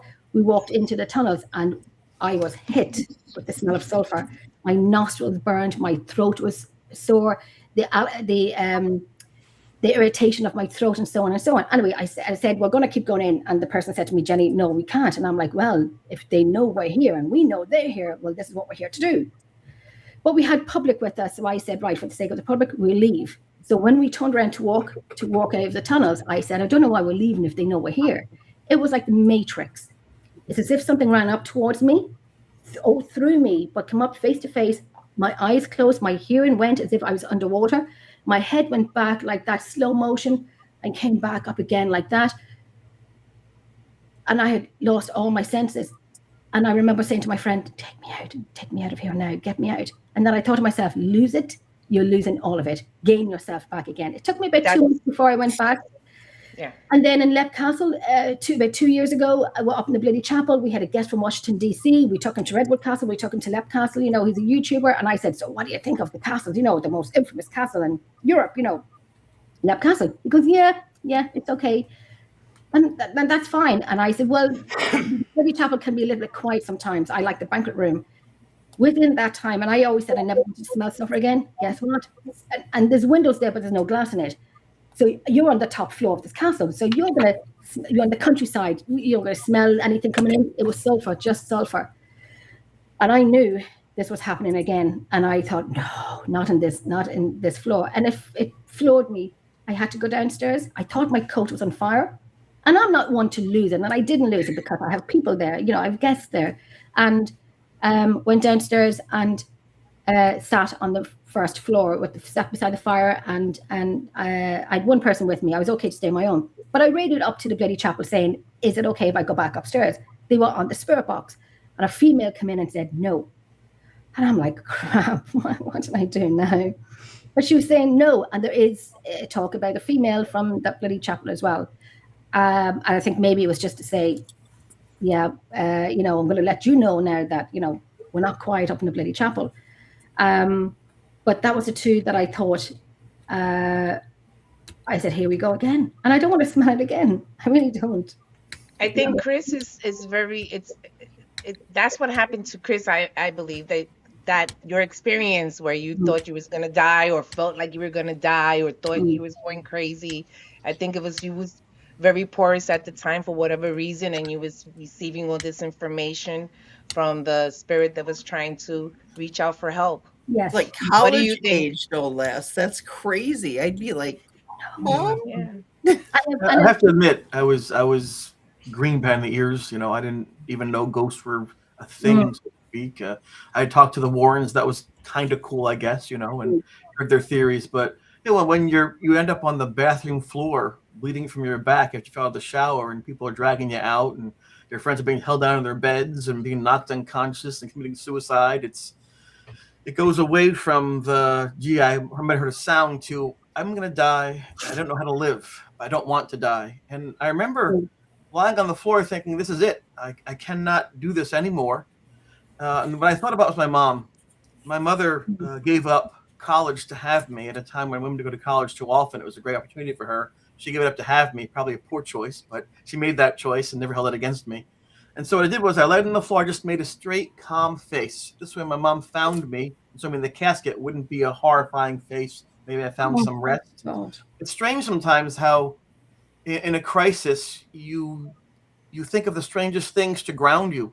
There's that movie with Tom Hanks, Castaway, and there's a soccer ball. It's a soccer ball. He names it Wilson. A lifeline, right. Then one day Wilson goes away in the water and he's like, Wilson! And everyone in the theater is crying. Every human being is crying. Truck drivers, people 8 years of college, young, old, they're crying over a movie of a soccer ball going through the water away from the actor. And it just shows you how emotions can really connect you with a moment in a good way, in a bad way. And then the question I get the most since the Netflix show came on was, where are the pictures of the scratches on your back? It's pictures of everything else. Why not that? And I want to share that if you don't mind. Yes. Yeah. At that time, I didn't want more proof. I wanted a friend. And Jeff said, he looked out the window and said, the natural light is fading. Let's get a picture of the scratches now. And I said, no, don't take them.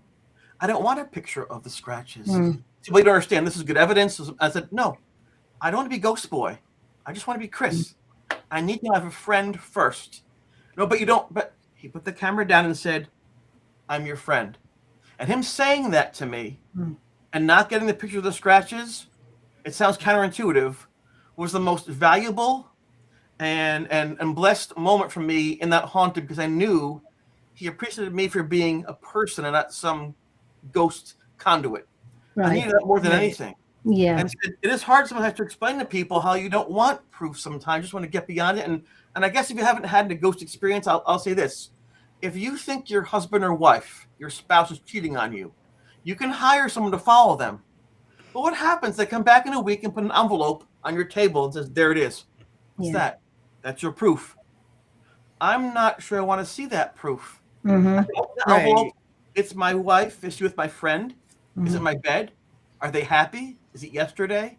Sometimes, now it sounds very odd, for healing, you need to put proofs aside and just get beyond the moment to breathe clearly and to see things more clearly. So yes, I am very compassionate for people who struggle, who suffer. And I mentioned before about alcoholism and addiction, depression, and all these things. These are real things.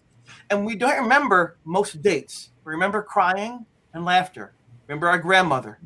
Remember going to a fair as a kid, the carnival. Those are things you remember. They're not facts. They're not data.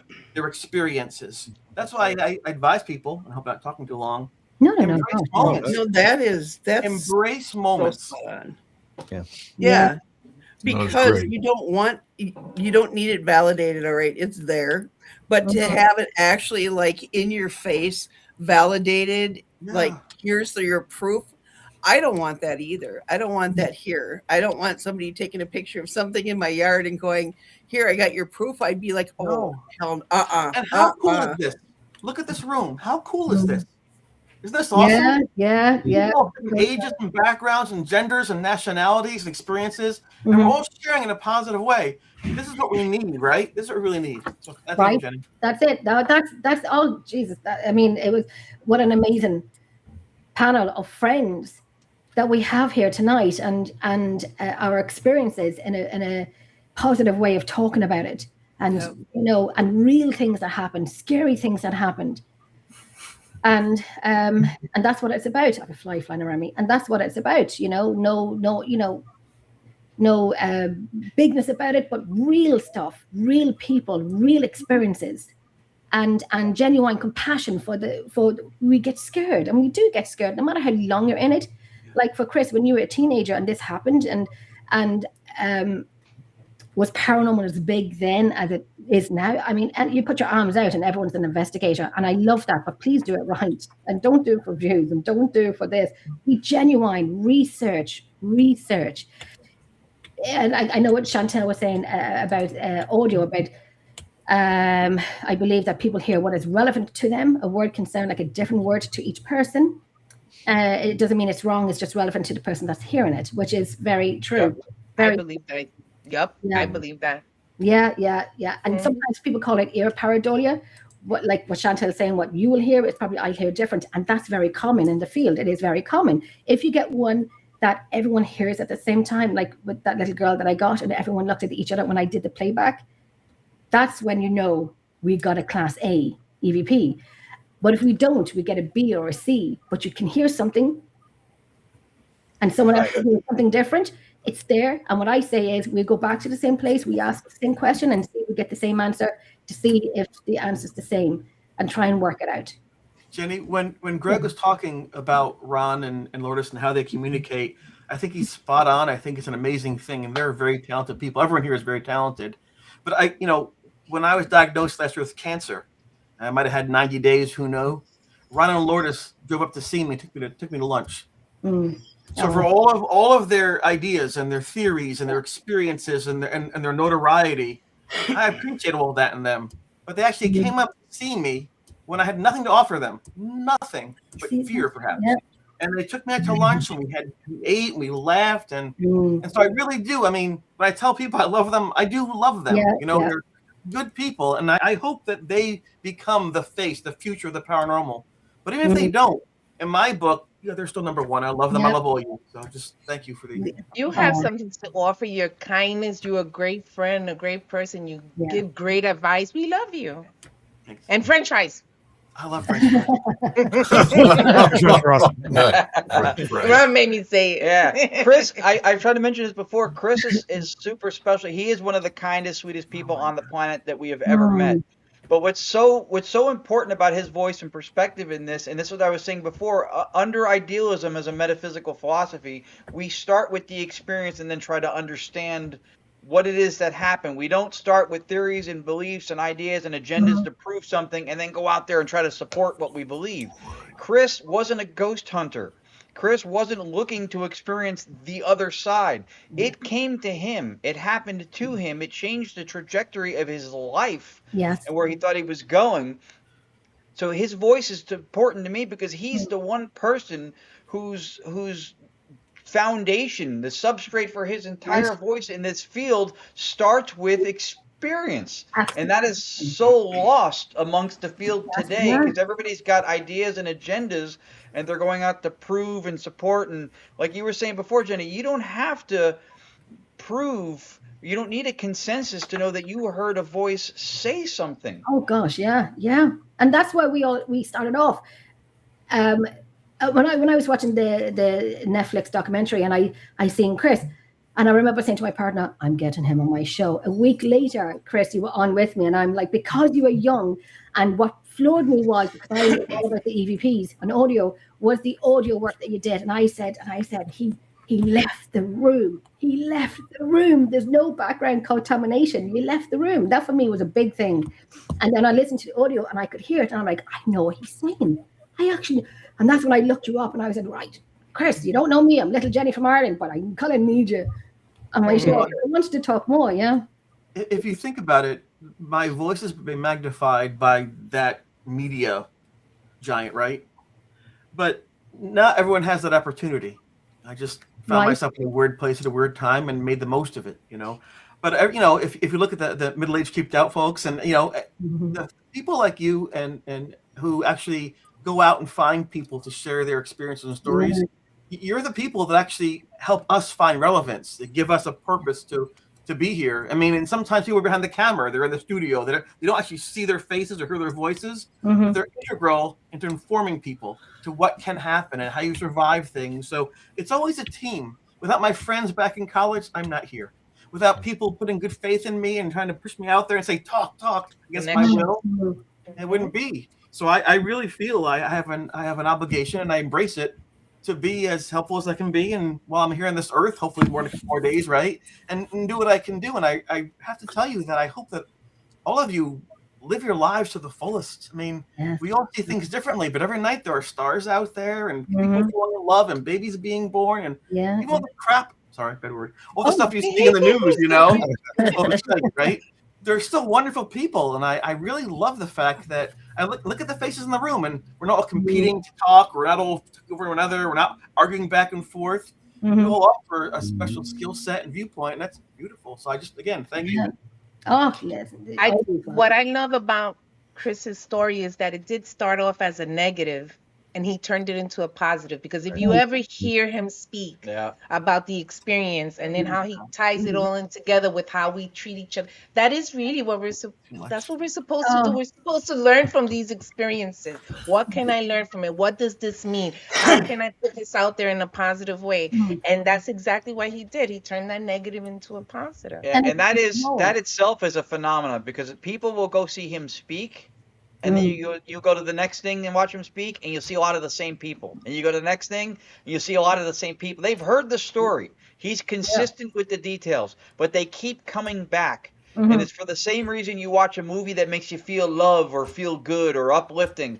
It's because he connects with people, and the humanity behind these experiences, the semantic value behind these experiences. He connects with people, and it's a sight to see. If you ever get the chance to see him speak in person, by all means, do it. And afterwards, it might end up with French fries. That's I was about to say it's my mom. My mom's up there a lot. That's what it is.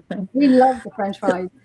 And it's raw. It's raw experience. You can see the fear. You can hear your voice when you're talking on the recorder. And I have to say, your questioning at that age was brilliant. It was right, Lourdes? It was great. It was organic. It wasn't brilliant. It was organic. It wasn't very brilliant. It was real. It was raw. It wasn't provoking. It wasn't kind of like, who are you? Who are you? You're asking, can I help you? How can I help you? Your voice was soft, clear. Your questioning was great. And that's when I said, I mean, you're a teen and you're doing this, and that's when you questioned. And I said to my partner, I'm intrigued. I'm very interested. And it was raw. He's a pretty smart cookie. all raw experiences. And my goodness, I'm sure we could all write a book at this stage of our experiences that no one has seen. You haven't captured it. You haven't recorded it. These are experiences, even when I was about 12 or 13 years of age, that, holy crap, if they could have a projector in your mind that puts onto the wall to talk about what you've seen, oh my God. I don't need that. It's crazy. I don't think that's a good idea at all. I don't like that one bit. You'd be put in jail, is that what you're saying? Under that old jail. How did you get Ron and Lourdes? How did you get your heads to move like that so fast? Isn't that weird? I don't know why. Our camera doesn't. Weird. I use this camera for like Zoom meetings every week. I got a friend of mine that's watching right now, and he's been texting me. He's like, I'm concerned about her. Right? I was like, that looks a little creepy. I thought the same thing. I don't know what. I use the same camera for Zoom meetings every week. I don't know why it's glitching now, but when we move, it's like, yeah, why not? God. I'm okay, folks. I'm okay. Yeah, you're okay. They haven't got me yet. I was frightened, but he was worried. An ITC specialist should, in essence, be first to definitively prove or disprove comms from anything paranormal or ET. So two things, if I can dive into this, and I'll try to be brief. And I do know audio engineers to do this. So first of all, I think it's again, linguistically, it's a big maneuver for us to move away from the prove and disprove thing. We can make a case for something to be compelling, and we can disqualify alternate causes for what we think is a voice, and then we put together what's the most coherent explanation to support it. I think that's the best we do. Again, if science doesn't prove, who are we to try to one-up science and prove things? So I don't think in ITC that we need to prove. Can you put the question back up again too? Yes, well, sorry.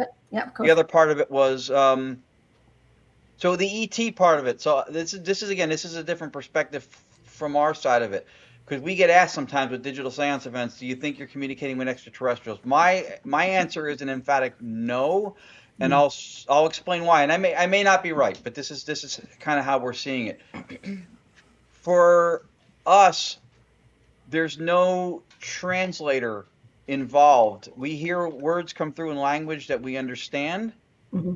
So for us, it is a huge leap of faith, and perhaps borderline naive to think that there is some kind of Rosetta Stone thing functioning between a race from another planet, solar system, universe, whatever, that is of a completely different thought process. It has different cognitive functions, different empirical references.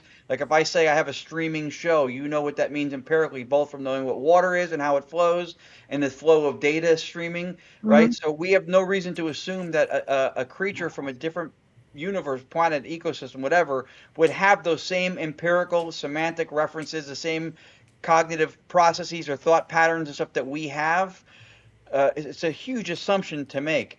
Now, the only exception to that I can see a physical medium, a person, possibly being able to connect what you could call extraterrestrial, because when we dream and we have parts of our brain, the hot zone in the back will communicate to the front, to the cerebral cortex, where you have language and problem solving and complex thoughts, and it'll put forth through imagery and through representation ideas, symbolism, right, to try to communicate for us to figure things out. So I think that, again, with reality being fundamentally mental, a creature that could telepathy-wise, maybe through telepathy, communicate, could make somebody, by infiltrating their cognitive structure, make them represent to themselves from the hot zone to the front what it is they want them to understand as a message. I think that's possible. It's not incoherent.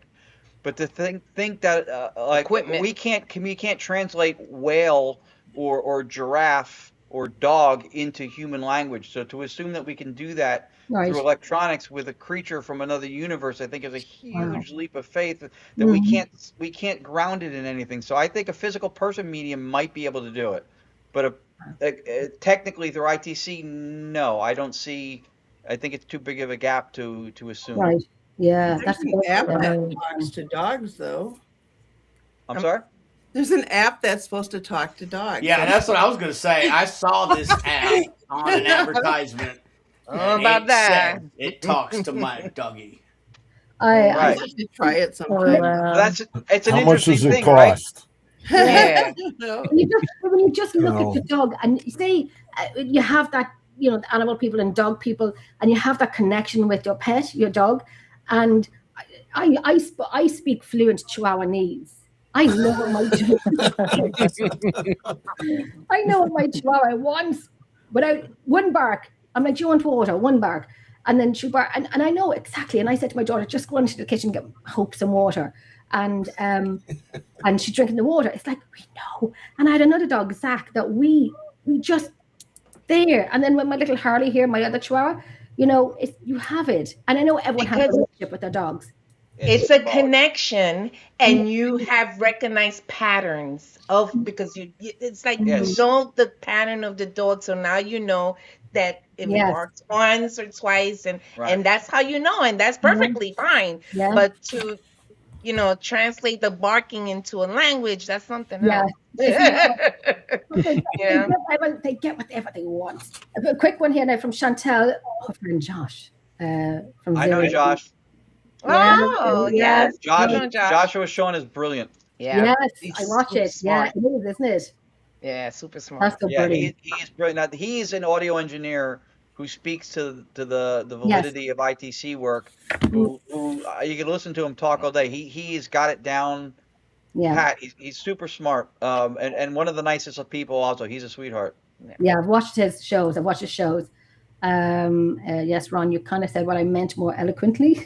You can show your work, record, save, replay. If more than one person agrees with what is heard, it can add validity. Absolutely, yeah. It feels good to get the consensus truth, or what we perceive to be. But yeah, just if you're the only one who hears something, no one can tell you that you didn't hear it just because everybody else didn't hear it. Right. Yeah, and you know, and I always say people who, you know, we all have our specialities in what we do in the field. You know, some people can, you know, feel something into a room. I know a lot of people say to me, Jenny, do you walk across the street and feel something? No, I'm like the blind leading the blind, but I have very good ears, and I get an ear test done more than an eye test because I kind of need these, because audio is my jam. Audio is my go-to. That's my obsession. Oh Lord Jesus, take the wheel.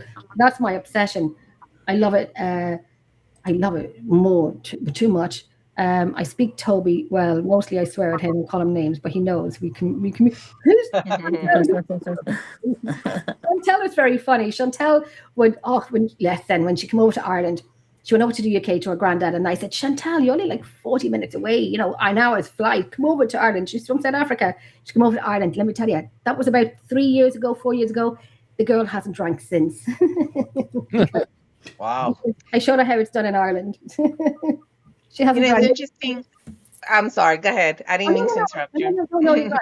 And she hasn't drank since she left my house. Because when it comes to this stuff and people telling you that you didn't experience what you experienced, see, that's why, like with hallucinations, could you imagine you saw something and now someone's telling you that you didn't see that? That wasn't real. You didn't see that. That's why mental disease and mental disorders is so prevalent out there, because people are having these experiences and then someone comes along and says, that didn't happen to you. That's not real. Here's some medication, and it's suppressing the experience. And that's why we have a lot, in my opinion, that is one of the reasons that the mental illness is so out there right now, because you know you experienced it, but someone's telling you, no, you didn't. Here, take some medication.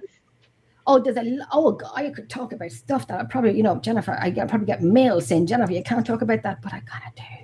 But I don't know if it's the place to talk about it. But it's nothing bad. But probably people won't like it, but it doesn't matter. I won't even get into that because it's kind of like a taboo subject a little bit. When you talk about paranormal, it's the whole table of paranormal, whether it be UFOs, religion, spirits, ghosts, whatever you want to call them. It's the whole table, and I've got a lot to say on most of it. And my would be the argument of religion as well. And I do, and people kind of like it or don't like it, and there's nothing bad, nothing negative. But you know, I've had conversations with people before, and I had a great conversation with a good friend of mine, Bishop James, and he's lovely to talk to. He's been on the show a few times. He's back on again in June, but he doesn't. If I tell him what I think and what I like and what I don't like, he doesn't make you feel uncomfortable about it. He's very open to discussions about it, and I love that about him. That he's such an easy man to talk to. But I will, I think we all do. I'm not too sure, but I will have my debate on the religion. What you know, what you've seen, what you haven't seen. And I remember talking to someone about, you know, religion, paranormal is not real. And I said, well, let me tell you, I got a few pictures and a few videos and a few audio for you to hear. Can you give me the same? No, you can't. You probably can't. And I'm not. And then if they hear it, then they'll tell you that it's a Satan or it's a demon or something like that. But there is no bad or good. It's just more of respecting each other. Absolutely. And listening to, right? And sharing experiences. Absolutely. And I think at one point I was gung-ho about it, and then I kind of said, Jen, you know, calm down a little bit, you know, and this when you get older in the field and whatnot, and you're thinking, you know, you're not right and you're not wrong. But they were my debates. And I remember someone saying, you know, like I said, the paranormal is not real. There's no such thing as ghosts. And I'm like, but you're going to the spirit in the sky. Okay. And that's okay. You know, that's okay. but it's an open floor discussion on it. Don't knock the paranormal. We won't knock religion and so on and so on. Everything is what we don't understand, what we can't see all the time. And that's just, and I know somebody doesn't like doing shows with me if I bring that up, because like, Jenny, it's religion. And I'm like, but it's okay. I'm not being nasty. I'm not being negative. It's something. Do you know what happens when you offend people? Nothing. I was going to say nothing. I don't give a damn what you think. Like, once you get to that point, like, I know what I know, you know? Yes. And I realize that you don't know what I know, and I don't know what you know. So we can either come together and try to figure this shit out, or you can keep on walking. That's it. And it's an open floor discussion. It's not an argument. It's not a debate. It's a discussion. You know, no one's right, no one's wrong. It's just our beliefs and so on. But I do like one of the ladies, Chantel, not one drop. Chantel used to voicemail me when she was asleep. And then she'd say, Jenny, delete this voicemail. Siri's listening. And I almost got run over by a car one morning because I was going into town. And I was laughing, listening to her voicemail, and I was laughing. But she goes, Jenny, delete this audio. Siri's listening. And then I seen a car to my right. And, you know, it was in the morning time. But I was laughing at her voicemail so much. But she leaves the most funniest sleep talk voicemails. But I love this comment. I do love this comment. This is a great group. Thank you so much. Before the end of the roundtable, can each person on the panel say something that they appreciate about or that they learned from the person to the left of them on the screen? Kimmy Coos. Kimmy. So we'll definitely be doing that. I'm laughing at that. Now switch pictures. We'll do a little, you know, switcheroo. But is there any one piece of equipment you would not use, and why would you not use it? Anything that, you know? We've talked before about the Ouija board being something that we're not comfortable. That's not to say that people can't use it or don't use it, and it's fine. I think it's that danger of making sure you open and close it correctly, and but that's one of the things that we've shied away from, you know, personally. You just don't know what you're inviting. Yeah, it's the unknown that it could go really bad. So I don't mess with it. Some people say, I know a few teams that do use the Ouija board, use it with respect, open and close it. It's like someone said before, the recorder is like another portal. You're opening it, you're turning it on, and you're closing it. So when I end an audio session, I say, audio session ending, thank you so much. You know, Thank audio God session you ending. wear pants. Huh? What'd you say? Thank God. Sorry, Greg just got up and started walking, and I was Greg like, thank bailed. God he's wearing pants. Bruce's got pants on. Everything that we use. Right. Like the We're just recorder. happy he's wearing pants. I know. Small things in life. Anything. So what do you think? What do you think, Nate? And Todd, what do you think of the equipment? What would you not use? Is it the same with the Ouija board? Yeah, mine would be a Ouija board. I have absolutely no interest in messing with it. I've used one before, and I was 19, I think, so a long time ago, 30 plus years, and I believe it. Like, I believe it's real. It's I mean, you know, they all say, well, it's just a tool. It can be used however you use it. I don't trust it. So that's why, you know, anything that can come through could be falsifying who they are, what they are. So I want to stay away from it. It'll be another 30 plus years that I use it. And they actually had that as a children's toy. Yeah. Right. And then they brought it out again a few years ago, and you know, everyone was buying it. And my mouse pad is an Ouija board. My mouse pad is my mouse pad is an Ouija board. Oh. So no wonder the thing's gone on in my house, because I'm moving my mouse. I'm moving my mouse all over it. So and the mouse is kind of like running, and I can see my cursor and it's moving. I'm like, oh my God, what is it? But is it just like a digital recorder, opening up something for something to come through, a spirit box? Is it the same? An open portal? I think for me, first of all, it would be a Ouija board, but I think because I have paranormal trauma, when I was little, they were doing a ceremony, and my family are physical mediums. Wow. So my cousin was channeling, and my mom, she was one of the few within the family that didn't practice. So when my cousin was channeling, she bumped into my mom, and my mom then started channeling and started moving in ways that I knew it wasn't my mother and speaking in ways. So that traumatized me. So I think because you're moving it yourself, like it's using you. So I feel like for me it's trauma. I don't want anything trying to use me to communicate. So I think there is a difference because of that. There's some channeling going on within you that is now providing the communication by moving that planchette where you don't have that with equipment. So Right. that's So then it So knows I you. think there's a difference there. Yeah. My biggest question on like with Ouija boards is which side's really in control. Yeah. Right. Well, that's another thing of being true to yourself. Right. You have to be true to yourself. So if you're not gonna push the thing, the Yeah. planchette, then there you go. But if you pushing it, well, you know. If you look at that from the linguistic and metaphysical approach again, right? Yep. Which side is in control? So as soon as we draw sides and we create a duality, so we're saying that there's another dimension or world somewhere that's separate from the reality that we're in, and that the way to open up a dimensional portal between worlds is a piece of cardboard and some plastic. Right. Or there's could it one just reality, be which the is consciousness. Bingo. And that's where I was going with it. Speaking to Lourdes' point, there's one she made reality, earlier. which is consciousness, which is the substrate of reality, and then within that, the physical things are just representative of mental processes. So you have the intention that makes a difference because the board isn't fundamentally physical, and you're not opening up a doorway to somewhere else. You're opening up a greater visceral experience of consciousness through intent and experiencing something you might not otherwise experience. Ron, I have a question for you. I've been dying to ask this. With quantum computing, how do you, and any of you guys can answer this, but Ron, especially, I want to know, what do you think about how, I know that people work on quantum computing and they're bringing that into the ethos, but I know I've listened to people talk about like if one day we all wake up in the quantum world, because what we're talking about a lot is we don't even know how we can't even think the way that some of these processes work, you know. But you're talking about language, math is a language, and it's interesting to think like what, like I said, I don't have the answers to this.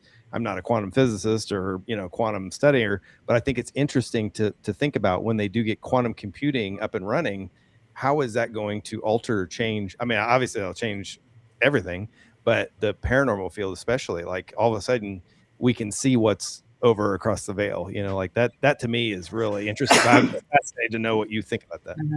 Well, I mean, so first of all, to say that we can see across the veil is to assume that there is another place right, yeah. across the veil, right? So again, when we theorize, a lot of times there are what we call unexamined assumptions that are built into the way we put forth the idea or express the question. Right. So quantum just means subatomic, right? Quantum is smaller. It is a reduced version of the particle and the molecule.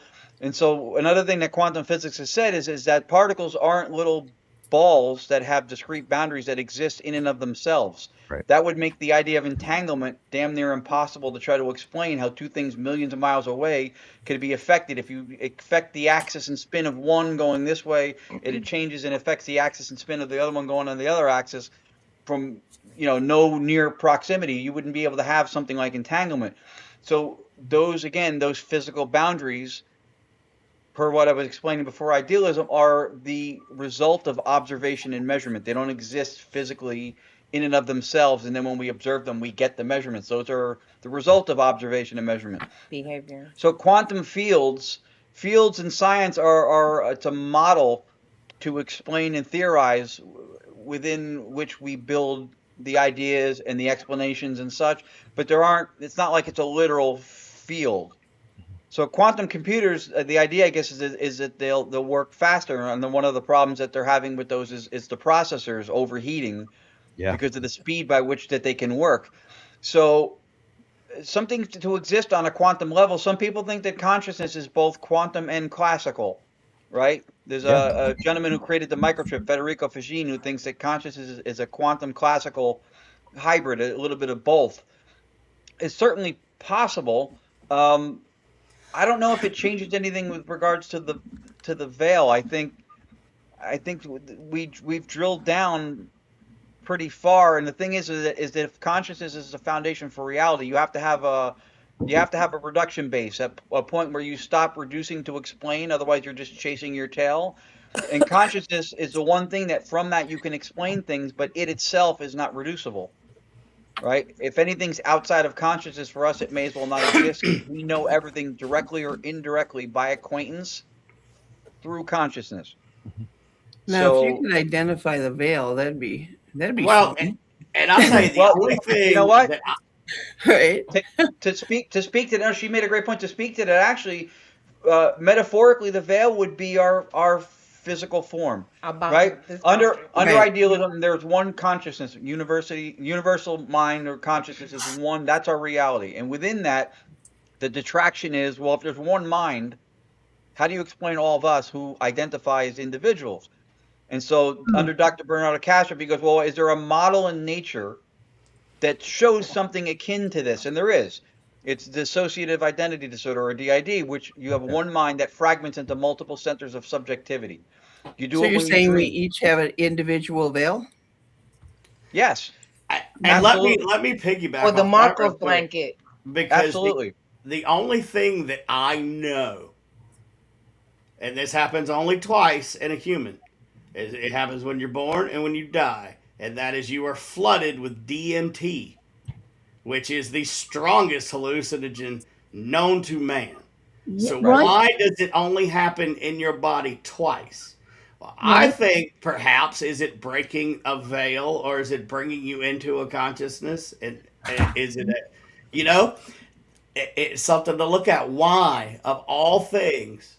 I'll tell you what the idea behind that I think is that under idealism we're dissociated, but we're not physically separate, right? What Lourdes referred to as what's called a Markov blanket. That's the boundary through which we're separated from each other. So when you're born, that's the beginning of the dissociation. So you could have that, and then when we pass, you have a gradual dissolving or reassimilation back into consciousness, where the veil or the dissociation is coming to a close. Now, we have, like, we're born into a cockpit of a plane. We have, like, a pilot has the dashboard and the dials, and they measure and tell them what's going on around us. We have sensors, right? Taste, touch, smell, feel, that tell us what's going on around us. So we have accurate, valid information that we go through life and we can survive. The difference between us and the pilot is the pilot never mistakes the dashboard for the sky. We do. We think everything that we sense and perceive is reality in its totality. Now, to go to your DMT, or you mentioned psilocybin before, it used to once be thought that when we were doing psilocybin or any kind of psychedelic, that your brain lit up like a Christmas tree, hence the vivid experience. And what turns out is that's actually the opposite. Right. It is the closest to physical death. Yep. Your brain activity is here, and your vivid, visceral, experiential level is here, which tells you what? The brain cannot be causally responsible for consciousness, because if something is causal, it has to be there every time the experience that matches it happens. It can correlate, but it's not causal. In the same way, you could always correlate a fire with a fireman and a fire truck and a hose, but it's not to say that the fireman and the truck are the cause of the fire, because you can correlate those a lot of times. So that, I think, is the explanation behind the two spikes in the DMT. You have the beginning of the dissociation, and our senses prevent us, because we have an upper bounds to our cellular structure and integrity. We don't know that the cosmos has any such thing. So when Lourdes was talking about mental illness before, that overabundance of information overwhelms us, that's working against our natural instinct, which is something called entropy, where you have a system that seeks equilibrium. Right? When you have the steam coming off your coffee that's excessively hot, the process of entropy is the cooling. It's the expelling of energy to have the state equalize itself. So we have an upper bounds that keep us safe. If we took in reality in its totality and everything out there, all the ultraviolet and infrasound and everything else, we would be in tropic soup. We would be overwhelmed and just burn up and melt. We die. So are you equating that to psilocybin? Is that like on the same? Did we lose connection? I don't know what the hell happened. He became a ghost. Did we lose connection? You were trying psilocybin. You've been floating in and out. You went on your own trip. You said lost connection. Well, lost connection. Well, what do you have over by you right now? I'm curious though, is a breakdown, is DMT the same as psilocybin? No, not at all. I've written down a time on the show tonight, 2.02.00. I thought I heard some female whisper, so I'm looking at everyone to see if anyone whispered. Not too sure, but I am going to look back and look over it to see if anyone whispered. But it was like a female whispering. I don't know. It could be. I heard something earlier in my cans, but I just thought somebody was having a sidebar or something. But I don't know. You know what Nancy was saying about the. You were talking about the end of life. So you see when people are, coming to the end of their days of life and they're seeing people, they're seeing their loved ones. Is that because of what they're being given? Or is it the thin veil where people are coming to visit them and to take them over with them? Would it be of... I'm not understanding. When people are ready to die and they start seeing like dead loved ones or relatives, I would say that's part of the same thing. That your dissociative boundary is gradually dissolving. You're reassimilating back into consciousness, and as a result of that, your level of porosity, your openness, your cognitive neighborhood, to a vivid, visceral, conscious experience is more open. So you're taking in more. Wouldn't it be dampened though if somebody was being snowed at like end of life, where they call it basically snowing? They've got cancer, what have you, and they're in a lot of pain, so they put them under tons of morphine. And would that? I mean, you got to wonder if that would hamper the whole process then with the DMT. As far as here's my thing, the body knows how to do two things by itself. Knows how to live, and it knows how to die. Okay. That's what it does. This is what we are made to do. So I think, in just my opinion, and my wife was a hospice nurse, so I've talked to her a lot.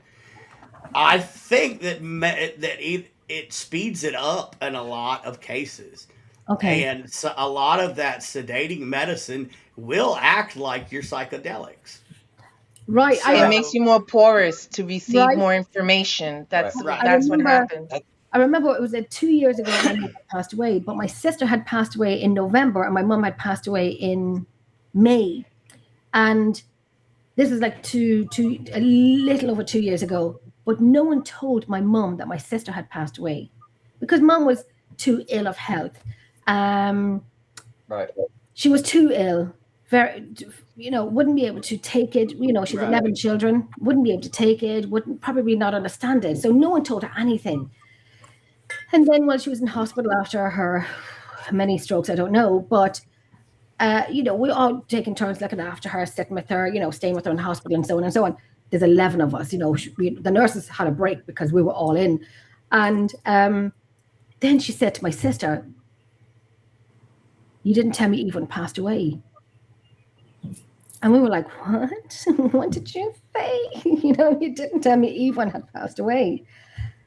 Because no one told her, and she wouldn't be able to. She'd remember it and then she'd forget it. Right. Because no one told her. But she knew that she'd passed away. And I was like, as a paranormal investigator, I'm like, "Oh my God, mother, come here to me. I want to spend my shift with you because, 6 hours." And I never did to the point where I took a recorder with me because I just couldn't do it. My mother would probably tell me, "Jennifer, F off on the recorder." She probably would. And then when she was passing away, we were all in the room with her. And then she was looking out, and she came from a big family. So she was calling out her sister's names, especially the one that she was very close to. She passed away when she was 12.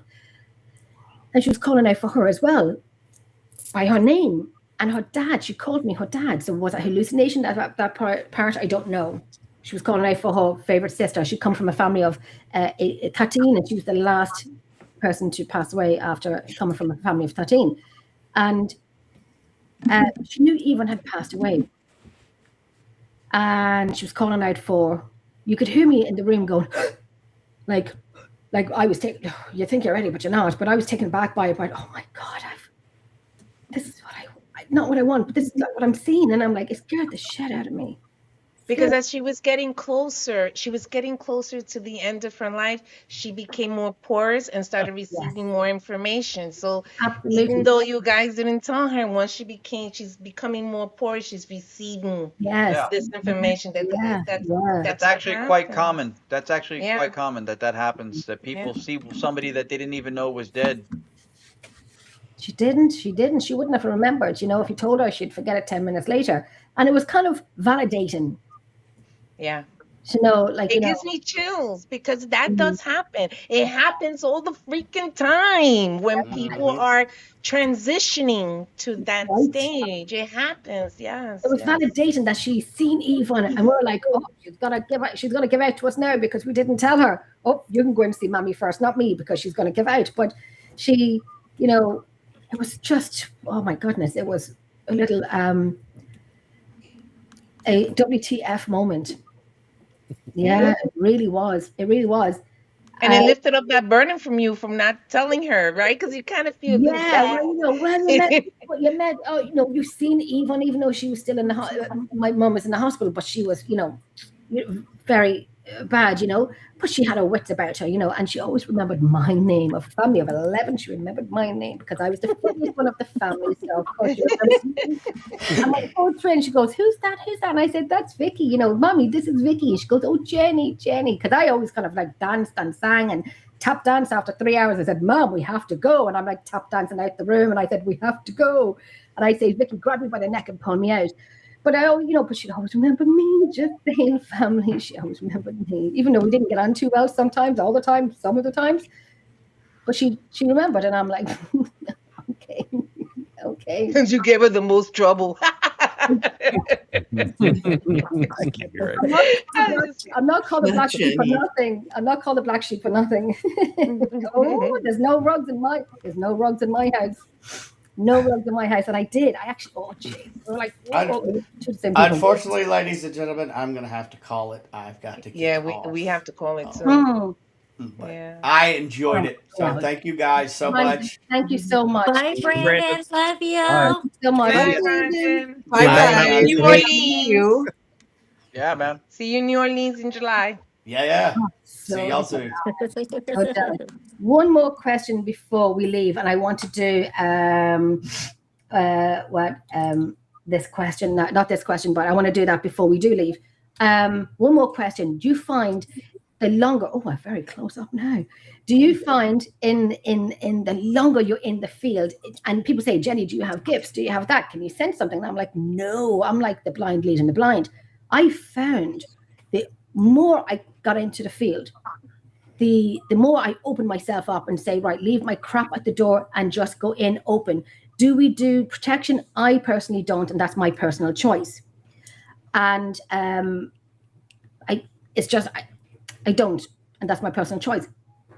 Do you get more? I know what the question I'm trying to say. Like, I now hear names, and I call the names out, and they're on audio before.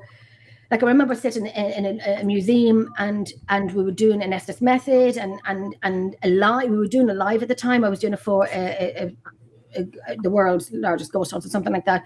And there was a cabinet beside me, and we're all in this one particular room. And I'd say, guys, you know when I always say what comes into your mind, even if it's stupid, say it. And I said, Maureen, no idea why. We're not calling out for anyone. I just said, I'm getting Maureen, no idea why. I looked over at my friend, and he looked at me, and he made a face. And I'm like, do you know Maureen? He said, the cabinet I was standing beside was his uncle, but his second wife was named Maureen. And you can hear me going. And then in Redwood Castle, I was sitting there with my friend, Kieran, who I bloody love and adore. And we fabulously worked great together. I love the bones off him. And we were sitting in Redwood Castle, and everyone was going to bed 4 o'clock in the morning. We're gung ho, we stay up. It's still early. Who's going to bed at 4 o'clock in the morning on an investigation? So we're sitting in this room, small room, and I said, oh my gosh, there's a song coming to my head, and I think it's my mother. And I said, what would my mother be doing in Redwood Castle? And he goes, say it. And I'm like, I should say it, and I'm going to say it, but it's Charlie Pride, Crystal Chandeliers. And I said, that song is in my head. And why would that song be in my head in Redwood Castle? Why? You know, my mother, are you here? Why are you following me? And then he looked at me and he goes, why would you say that? And I'm like, what? He goes, that song. And I said, because it's playing in my head. And he said, that's my wedding song. They're getting married soon, but he goes, that's my wedding song. Oh, wow. And he's younger than me, so he shouldn't know Charlie Pride and Crystal Chandeliers. And those little things, you know, those in your head, in your mind, if it's stupid, say it. Do you ever, so my very long-winded question is, do you gain gifts the longer you're in the field? Something you never knew you had, to like clairaudient, of getting a name and saying it. If it doesn't spot on, it doesn't matter, say it. And I'd be like, Patricia, Sharon, Nolene, are you here? You know, Jennifer, stop. And I'm like, no, one of them will come through. But do you ever get something like that? Can we? Excuse me for one moment. Yeah, no worries, honey. I just got it. One moment. No worries, my love. Do you ever do you have, you know, we all say we have gifts. We don't know how to use them. We don't know what to do with them. Do you think that we can gain them the longer we're in the field than when we open ourselves up to this? I think that makes complete sense. One of the first things linguistics, I caution against calling them gifts or gain, right? Because it makes it sound like it's some kind of mystical, you know, magical, and it's not. We all have the same abilities, so to speak. And I think some people could study piano for years, and someone else could take it up and be self-taught and be, you know, just be a prodigy, a natural, and excel at it. So I think some of us may have more aptitude towards certain things than others. And I think the reason that you maybe feel like you learn or come across or enhance gifts is, I think, from being in the field longer, is because of the more experiences you have, the more intellectual permission you give yourself to entertain the realism of those experiences. And then you get the experience of having them more, or seeming to have more heightened ones, because you're giving yourself the intellectual permission that you may have not even knowingly been denying yourself through some level of skepticism. It's just like anything else. The more you do it, the better you get. So if you have a dancer who's practicing to become a great dancer, if you're doing the paranormal and you're getting these messages, and the more you do it, the better you get at it. But we all have that foundation, but most of us don't use it. Most of us decide to ignore it. Most of us, you know, are saying that that's not real. But you keep doing it, the better you get at it. And just like anything else. Some people may have really suck at it. Like that's like okay. You really like, and you don't like, you practicing. can't play the piano and you cannot investigate the paranormal because you really suck at it. You just don't get it, and it doesn't come through to you. You don't hear any names. But You don't think hear about anything. If you say to yourself, I really suck at this, you're gonna suck at it. Well, no, but even right. But if you put your mind, you really can do anything that you put your mind into. Absolutely. The thing is the passion. You need to have that passion to You be may able not be a to virtuoso, but you'll be good at it. Right. Well, right. I want to springboard off what Nancy said. I used to coach track and cross country for junior high and high school. And I can tell you that everyone has potential, but not all potentials are equal. Fast twitch muscle, slow twitch muscle, height, things like that. So I believe everyone has the potential to do these things you're talking about. But some might have, through circumstance, through DNA, a greater potential. But all of us can work to actualize the potential that we have. And I might find that being 5'6" may be a career for me. I'm not playing basketball. That's the way it is. But I'll find things where I can direct my talents to. Right. But just because I can't play an NBA doesn't mean I can't enjoy basketball as a fan. Right, loving the game, supporting the players and things. So I think, Nancy, it's frustrating sometimes for people that say, "I just can't do it." And sometimes to a degree, that's true. You can't do what other people do, but you still be you, though. Right. Yeah. That was going to be my response to the "what if you suck at it?" Well, then why, if you're doing it for performative reasons or for a career pursuit and you suck at it, then that is something to look at honestly with yourself. But if you're doing it because of the passion of the music and you just enjoy doing it, you're okay at it. Then if you get something out of it that's self-rewarding, then then your absolutely own enjoyment should be enough. Absolutely. Yes. Yep. Your excitement, like Lourdes was saying, your excitement, your passion for it, you know, go in and say, like, do you ever get, I know when there's one particular location that I go to, Lep Castle, and I get that butterflies, even though I'm doing it 9 years, 10 years, and I do it a few times a year, I get that butterflies to say, oh God, they know I'm coming, they know I'm coming, they know I'm coming, because it's that mindset. Does that make sense? Yes. It's like a mindset, and they know, and like, even though I know it, but my God, you know, I wish you all could come to Lep Castle with me. Well, you know, they're going to be like, Norm, when you walk in, you know. And then one location was like, the female were talking, because my friend was there, he had the recorder on, and he goes, oh, and the females were saying, I was late over to location, which is 10 minutes away from me, and it goes, the women were saying, here comes Jenny. And I'm like, yes, I'm here. But you know, you and people say, Jenny, why do you do the same locations time and time and time again? Because paranormal is, as we always say, a jigsaw puzzle. There's not all history is written in the books. You gotta, it's like an onion. There's layers and layers and layers to it. You gotta find out the puzzles. You're right. That you don't know. And let me tell you, the location that went in the 6th of June is Redwood Castle. That is an onion. That, oh my Lord, that has layers to it that only some know, and some will go and some won't like it, and it's quiet, but you got to sit down and you got to do your work. And then you got to do the work. Yeah, you got to do the work. Have passionate about it. Believe in who's in this castle. Believe in them, and not say, well, we can't hear a knock and we can't hear a bang, so it's not haunted. Stop it. Work at it. Believe in it. Be excited about it. Be honest. Just be passionate about what you bloody do, because you're paying for it. You're traveling for it, and you're spending hours and hours doing audio. And don't worry about anybody else and what they think. That's a really key. You don't have to worry. It doesn't matter if that person. It doesn't matter. It's what you believe in, and you. I always believe in stay in your lane. Don't come into my lane, because what God, I crash. Stay in your lane. Stay in your lane. Don't go in Jenny's lane, please. Well, I'm like Jenny. Don't go in my lane either. Jenny, we the same. Don't go in my lane.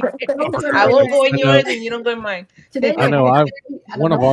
One of my jokes in our show is when we get on this subject of being able to feel or know or hear in the places that we've had chances to investigate at. I always say that I'm a 2x4. It's I don't feel nothing, I don't see nothing, I'm just there, I exist. With that being said, though, I have been privileged of having some experiences, and it's opened me up to want to have more and be more open to receive those experiences. Absolutely, right. So it's like a muscle. You just have to continuously keep working on it. It's exciting. And your mindset plays a big role in it. Yeah. And it's exciting. And you have to, you know, and I always say, you don't have to talk to me, you don't have to touch me, but you do. And I feel lucky for that you are responding to me, whether it be, you know, intelligently. You did touch me on my arm. You did, you know, touch my jacket, or, you know, kind of ruffle my hair or whatever. But they do it to you, and you're thinking, oh my God, I love this, but don't follow me to the bathroom. Please don't follow me. Chris is looking slightly dubious. I was going to say, you can all come my lane, just use a signal, directional. That's right. So guys, I'm going to have to dip, because we have plans later on, and I have to get ready, and we got to be leaving soon. Yeah. So you can chill, but I have to go. But it was a pleasure with all of you. Talking to you was great. Thank you for having us. Always. Thank you much. Thank Have you a great evening. Bye. Bye. Bye. Take care. Jenny's Irish. One last question, because I'm, you know, it's like me leaving. I'm at first at the party and last out of it. Animals, when it comes to paranormal, there was one time this young boy that I knew, my colleague who lived with my friend at the time, hated this boy. Absolutely hated him. And if I didn't see this with my own eyes, I wouldn't have believed it. But this boy would always talk about his granddad, who he never met, what he loved, what he didn't love. And my dad and Chantel, I love you. It's 1 a.m. in South Africa. He knew everything about his granddad, who he never met. He was born when his granddad, after his granddad had passed away. But my border collie hated him.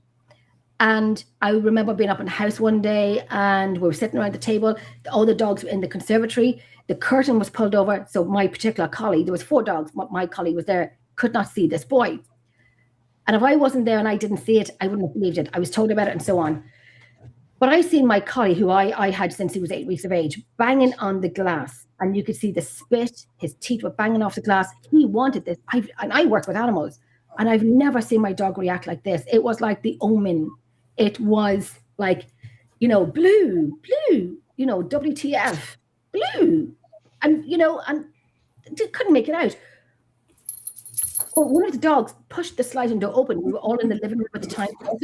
He went through the crowd of people, made a beeline for this boy, and bit him on his thigh, behind his thigh. He just wanted this boy only. And then when he was saying he was leaving the house and so on, and then he said bye to everyone. He goes, "Bye, Jenny. See you in heaven." What? What did you say to me? I'm glad he didn't say the other way. But he said, "Bye, Jenny, see you in heaven." And I'm like, well, I'll take that. Thank you very much. I'll take that. But it was, and he doesn't remember any of it. But that means you're going? I hope so. I hope so. I'll see you there, Nancy. But it was this boy that had something with his granddad, told me he'd see me in heaven, but my dog wanted him like an Omen. Like the dog was like from the Omen movie. And I've never seen anything like it. And it stayed with me to this day. And I never knew why. But this boy, who's an adult now, doesn't remember any of it. And that was kind of a WTF moment of seeing that. And when you think you know stuff and you think you've seen stuff, and then you see that, kind of, my God, my book will be out next year. of all this stuff. Oh, Lord, let me tell you. But it was kind of, what's your thoughts on the dog wanting him, this boy, and only him? Forget about 10 people in the room. He wanted this boy. Did he see something bad? We don't know. Dogs have a really good sense. Yeah, they sure do. Yeah. Character, and I've had many dogs, and you can tell that they'll love up on a stranger and let them pet them, and then they'll go to the next stranger and they cower away and don't have nothing to do with them. Yeah, absolutely. Yeah. Pay attention to your pets; they'll tell you a lot. Mine are broken. I'm married my husband because my dog likes him. Broken kids and dogs. Yeah.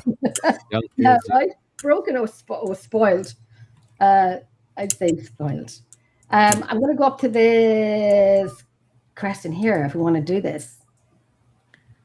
Hope you're still here. Before the end of the round table, can each person on the panel say something they appreciate about or that they learned from the person on the left of them? On the screen, so facing the screen, or we never. Yeah, Nancy, I guess, would be on my left. Mine would be Kelly. Mine would be Chris. I have no idea. Greg. Yes. No. I just I'm like sitting in the middle of the screen here. Yeah. And I don't have any idea really. I think I'll start off with Kimmy. Because Kimmy's to my left. I would say calmness, listen, and be quiet. That's what I've learned. When I do shows or when I do investigations, is calmness, which I am very, still just listen, and sometimes Jennifer, be quiet. So that's mine. That's something I've learned with you as well, Kimmy. My left would be Ron, right? Mm-hmm. Okay, so I don't know you, but I really liked listening to you today of being able to take communication to a whole new level. I didn't really understand some of it, but it's not, but I really think, and I haven't been able to, I've never heard any of your stuff, but I just wanted to say, I think communication is the key to a lot of it. And I think between science, spiritualism, and all this stuff is going to have to come together. And, I think eventually we'll figure out some of the stuff, not everything, but some of it. Yeah, that's perfect. Ron to Chris? Yes, that's actually a good one for me to have. And I appreciate that last comment too. You're welcome. Yeah, and I've been humbled by what I've learned over the last number of years. from studying different stuff. So, yeah, that means a lot. For Chris, perfect to be on my left. What makes him unique, and this is something I take away from him, not just from today, but he showed it again today too. I think when we look at what happens or what we call paranormal, I think his example is a great one to implement in how we look at stuff. It starts with the experience, not with what we think and what we believe and what we want, and then trying to prove that. It starts with the experience, and I think that was part of what his blessing to this field is, because no one else is coming from the place, especially when celebrity got introduced into this field. No one's coming from the experience first. Right. But what he's shown me every time I've talked to him is that I've always been, I try to be considerate. I try not to disrespect people. I try not to do anything. I never intentionally go out and seek to hurt or diminish anybody or what they think. And so when you carry yourself in a way that you think is highly respectful, highly considerate, and you meet somebody who makes you feel like maybe you could take this to a higher level, maybe you're not as good at this as you think you are, that's Chris. That's Chris. He's just a sweetheart of a person, and you're better for knowing him if you know him. Yes, I do like that. Yeah. I'm glad you're missing band camp. Thank you, Ron. I have Greg, right, Mr. Koss? Yes. Yes. I don't believe I've met you. Have I prior to this? No. And it's a pleasure. I made that Illinoising joke, especially I heard that. I tried to take the Illinois and do that, and you're very kind as to not come back at me hard, and I really appreciate that. Watching you, listening to you, you seem like you're old school in the sense that you don't talk about the sizzles, the steak. You deal with the real material. You seem kind, polite, honest, an honest broker, a nice role model for people to follow in your lead and your footsteps. I know you have a paranormal or paranormal related podcast, that's vodcast, which I could never do, of course. So I really appreciate the opportunity to say hello to you, and I'm hoping that I can at some point in time connect myself as you connect yourself, with some dignity. I hope that you get on the show, that you come on the show, and then that goes for everybody that's in the room. Thank you. And to my left is Shawn, and I know the only thing that I don't understand is you have that abbreviation underneath it's Mako. Oh, and around here, that's like a car business. Yes, yeah. We joke about that. One of these days, we're going to get sued by that. Yeah, that's the middle age creeped out. You guys have a great sense of humor, and you come across to me as really, really believing in what you're doing on the air. Yeah. And there's something to be said about that, in the respect that when you take and you see somebody and you see how they handle themselves on the mic, like me, I'm all over the place. Yeah. I'm not like you guys. I don't come close. I would love to have the opportunity to watch both of you guys work. And I'm sure that I will, now that I have everything written down. And I will be looking you guys up, and I will be paying attention to everything that you guys go ahead and put on the air. Yeah. And that's about all I can say is, and I apologize for having to leave a little earlier.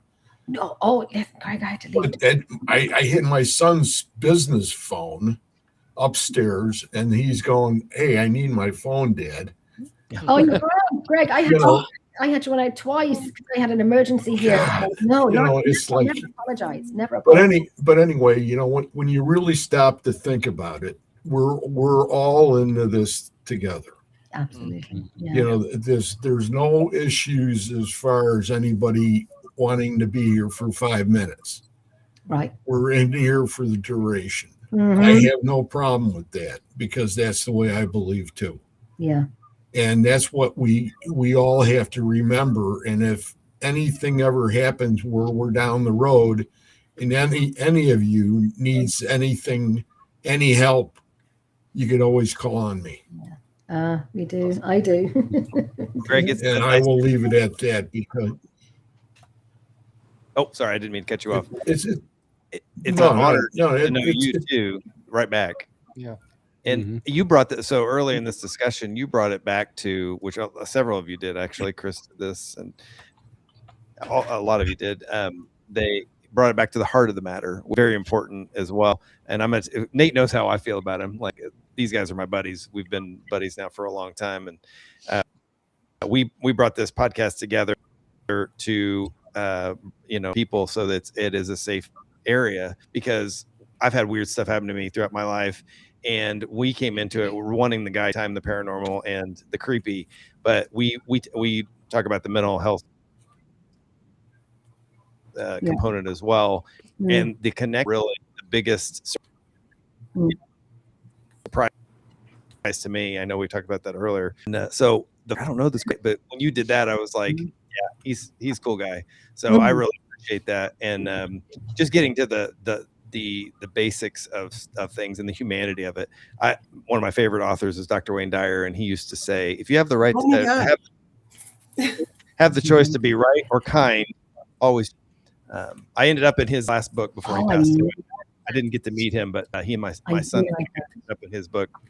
Oh. Didn't he do You're Okay? If you guys get the opportunity, look up a gentleman by the name of Dr. Chuck Kennedy. Okay. Now, he has passed.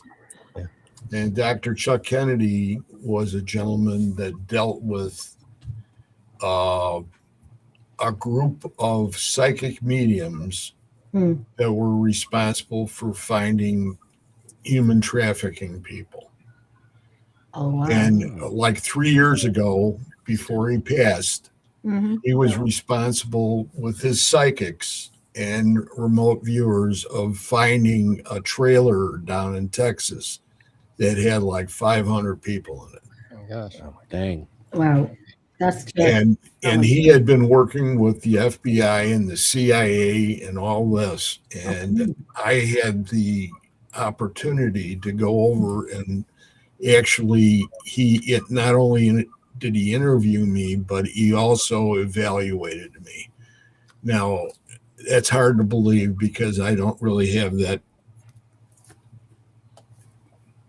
I don't really have the belief in myself that I should have had at that period of time. And in the process of me seeing him and knowing him personally from Paracons and everything else, I talked extensively with him. I felt really close to him. Oh, wow. Now he's gone. And, I'm sitting there going, well, okay, I have something that I learned and I want to be able to take more of an advantage of it and use it in that helpful manner. And that's something that a lot of people, it's like they would just drop it and leave it alone. And I can't do that. Right. Yeah. So I have to pick it up and carry it wherever I can. Right. Yeah. Well, thank you for that. I appreciate that. I also have to, I really, one of the things, I know we don't have time to talk about it, but on the other, the idea of, do you think that God has a sense of humor, the universe, the other side, whatever you want to call it? My answer is yes. That's what my grandmother used to say. She lived to be 91, and I asked her a couple of years before she died, Grandma, how do you do this? You got through the Depression and World War II and all these other things, presidents killed, and she said, and shot, and she said, an impeccable sense of humor, honey. That's how it is, and that's what when we come together, a lot of times we either laugh or cry, and sometimes we do both. And it's really cool that I really appreciate you putting out there, all of you guys, honestly. And you gotta laugh at yourself too. Yes, exactly. Every day I laugh at my decisions. What I do, and every day, Jennifer. Brandon did point out, Greg, though, when you stood up to leave And before he came back, he's like, "Oh, I'm just glad he had pants on." And so Yeah. yes, he has pants on. I've been known for things like that. Oh, Shawn, if you only knew. It's sometimes the ladies like it. But, Darn. That was beautiful. That was lovely. Greg is a gentleman, I tell you, an absolute gentleman. I love him. And I love the way you work as well, Greg. I do. I love your SS method. And I remember being on your show doing the SS method. And I remember watching it when you were doing the SS method with the double SS method. And I remember doing it myself when me and another girl were sitting doing the double SS method. She was reverse on the spirit box and I was forward. And it was filmed. And some of the answers came with the same at the same time. Some weren't because that's how it goes, but some were like similar. So we're kind of thinking the reverse, the forward, you know. Yeah. There was only one time we did that, but I'd like to do that one again, the reverse and forward, and see what works with that. But yeah, we're back out on the 6th of June. Shawn, please speak about nice things about Nate. Nate and I have known each other now for, good Lord, 21 years. My wife and I have been married and together for 21 years. So Nate is my go-to person. Like I said, Todd and Nate are both my best friends on the planet. I mean, they just are. I have a lot of great friends and family, but they are the people that have seen me through absolute hell and literally picked me up out of some of the shit that I've been in my life. And so Nate's one of my persons. And it doesn't matter. This is a good example. I'm going to use this, not just tonight. Tonight, he actually was, I'm really proud of him because he's come out of his shell a lot in this podcast because people see him as like, kind of backwards and everything. But this has been a couple backwards. Well, not Let's hear it backwards. He's the first to say like he's shy. We're the ones that talk.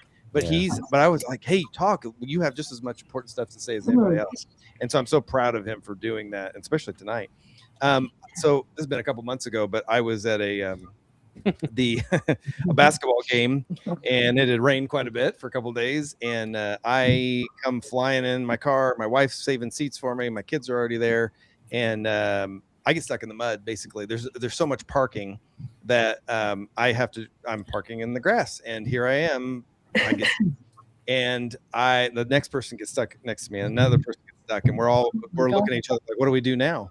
And I'm like, I don't know, because I've just got this little Buick that I just had gotten. And he's like, and I call him, because I called my wife, and she's like, honey, I don't know what to do, I'm like, well, I don't expect you to get out here and get mud all over yourself. And I called my son. He's in the student section, and he's like, Dad, I can't help you. I'm in the student section. I don't know what's wrong. So I called Nate. He was the third person I called. And I'm like, Nate, I know this is a ridiculous request, but I'm stuck in the mud. I don't know who else to call. He's like, I'll be there in 10, 15 minutes. I just got home from work. He's an iron worker. So he's in all of his stuff. He comes in his work truck, and these people are like, what are we going to do? What are we going to do? I'm like, don't worry. They have no idea who Nate is, but Nate's on the way. Here he comes. We ended up helping about 9 cars out, including mine. And we got these girls out first. Then we got this teacher out. Then we got me out. And we had gotten the people out and said, just go enjoy the game. Don't worry about it. And I'm like, crap, I just sent our help away. Well, they came back around and helped us. We ended up helping all these more people got stuck. And we kept saying, stop coming this way. People were just going to get stuck. And the last car we helped out, I looked over at him. He was completely covered in mud. I've never been prouder to be his friend, but I'm sitting there pushing the car, helping push the car out because I'd already left at one point. And I called him to tell him thank you. And he's like, I go, what are you doing? He's like, oh, I'm helping another car out. And I'm like, I'm coming. You need more help. And so he and I are pushing this last car out. And I look over at him. I go, we're doing the Lord's work, right? And he's just looking at me like, you bastard, you're always getting me in this stuff. Nate needs a cape. Yeah, he does. I'm covered head to toe in mud, and 2 of the girls that we pushed out, they came over with a little napkin about that big. I was like, napkin. I was like, I love that. That is not useful at this moment. I did tell him we're gonna laugh about this someday, and today is the day. But it shows the heart of Nate and Todd has a human. They both have such huge hearts. They would lay down their life with me. But Nate is he's a true friend, and he has been for many, many years. Nate needs to get a cape. You need to wear It's underneath this Bigfoot shirt he's got on. Yeah. It's when I was little, I had a little T-shirt that said Nate the Great. So, Oh, boy. and he is. Everybody needs a Nate in their life. That's brilliant. Amen. He's our savior. Oh, that's so cute. I love that. I say nice things about Todd. Yeah. Read what I wrote you. Yeah. Script, not script. Probably won't be as long. Sorry. Thank you for the kind words, Shawn. Yes, sir. Todd and I have known each other since we started this podcast, and our podcast wouldn't be in existence without him. This is his brainchild. Amen. This was his heart and soul of what he wanted to do. And I got lucky enough to be asked to do all the technical stuff because neither of them knew how to do it. And it's been a hell of a journey and a ride. And we call it the Mako train. Yep. And we're going to ride it as long as we can. Yeah. It's a blast. He sources pretty much all the guest chats that we have on our show. And he finds some of you and the others that have been on our show, and I don't know how he does it, but he does it, and really appreciate that. Well, thank you. Keeps it going. And I appreciate he's a great friend that I wouldn't trade nothing for. Well, thank you. Same here. Right on. Same here. I appreciate that. Nancy, what I've learned is you are a great co-facilitator of this show, of this panel. You ask good questions. You're genuine, engaged. Yeah. Yeah. Mm-hmm. I didn't know you until tonight. You have a calmness. I always notice people's personalities, and you have a calmness about you. I would imagine that's true. It is. She calms me down. Trust. I'm always in a private life. So talk her off the ledge. Yeah. Yeah, she does. Yeah, I just when Jenny had to leave a couple times, you kept the show going, and I knew Nancy had it. Yeah, I appreciate that, and you seem sweet and genuine, nice, and you seem like you're you're engaged with as far as the paranormal and all of our who was on the panel tonight. So I appreciate that. So yeah, keep doing what you're doing because you're making this very, very enjoyable to do. I second that. I agree. Isn't she? And I knew when Are you recording this so I can play this to my husband? Nancy, how much did you pay him to say all that? This has been recorded. Set the clock. And yeah. I get to say stuff about Jenny, right? I actually forgot about little old me. I forgot about who's in my head. My dog. Oh, you're so full of shit, Jen. I actually really did. I really did. Yeah. Really did. And I actually met Jenny through the paranormal, and I think the first one I met was Greg. When I was looking for help for my house is how I got into this. And yeah, it's a mess paranormally, but I got to meet. It's how I met Kimmy. It's how I met Greg. It's how I met Chris. Everybody. So Jenny that woman is a consummate professional. I'm telling you, shit can be hitting the fan around her, and she's going, hello, everybody. And it's Jenny. She is so, but genuine, huge heart.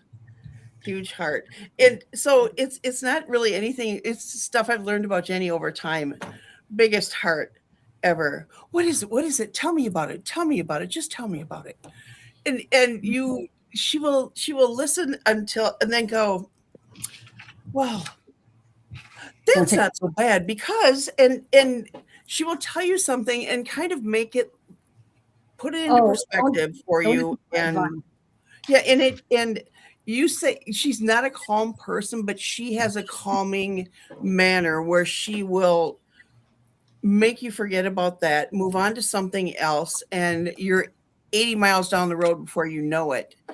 And you don't even know it was bugging you in the first place. She will just take you on a ride or whatever's necessary, and I've never met her. I've never met any of these guys face to face, We've all met over video chat, and it has been people in the paranormal are a whole different breed. Eclectic group like there is no other. I mean, you go from A to Z, and you've got to build a whole nother alphabet to encompass everybody.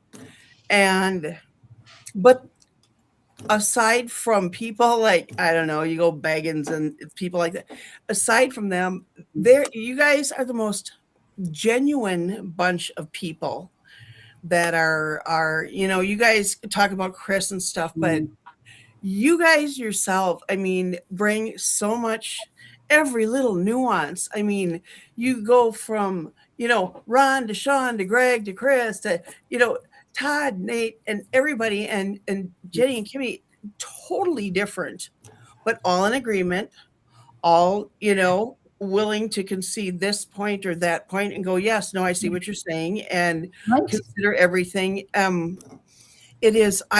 privileged to be part of all of this. I really am, because you guys let me into this, and I'm on the other side of it.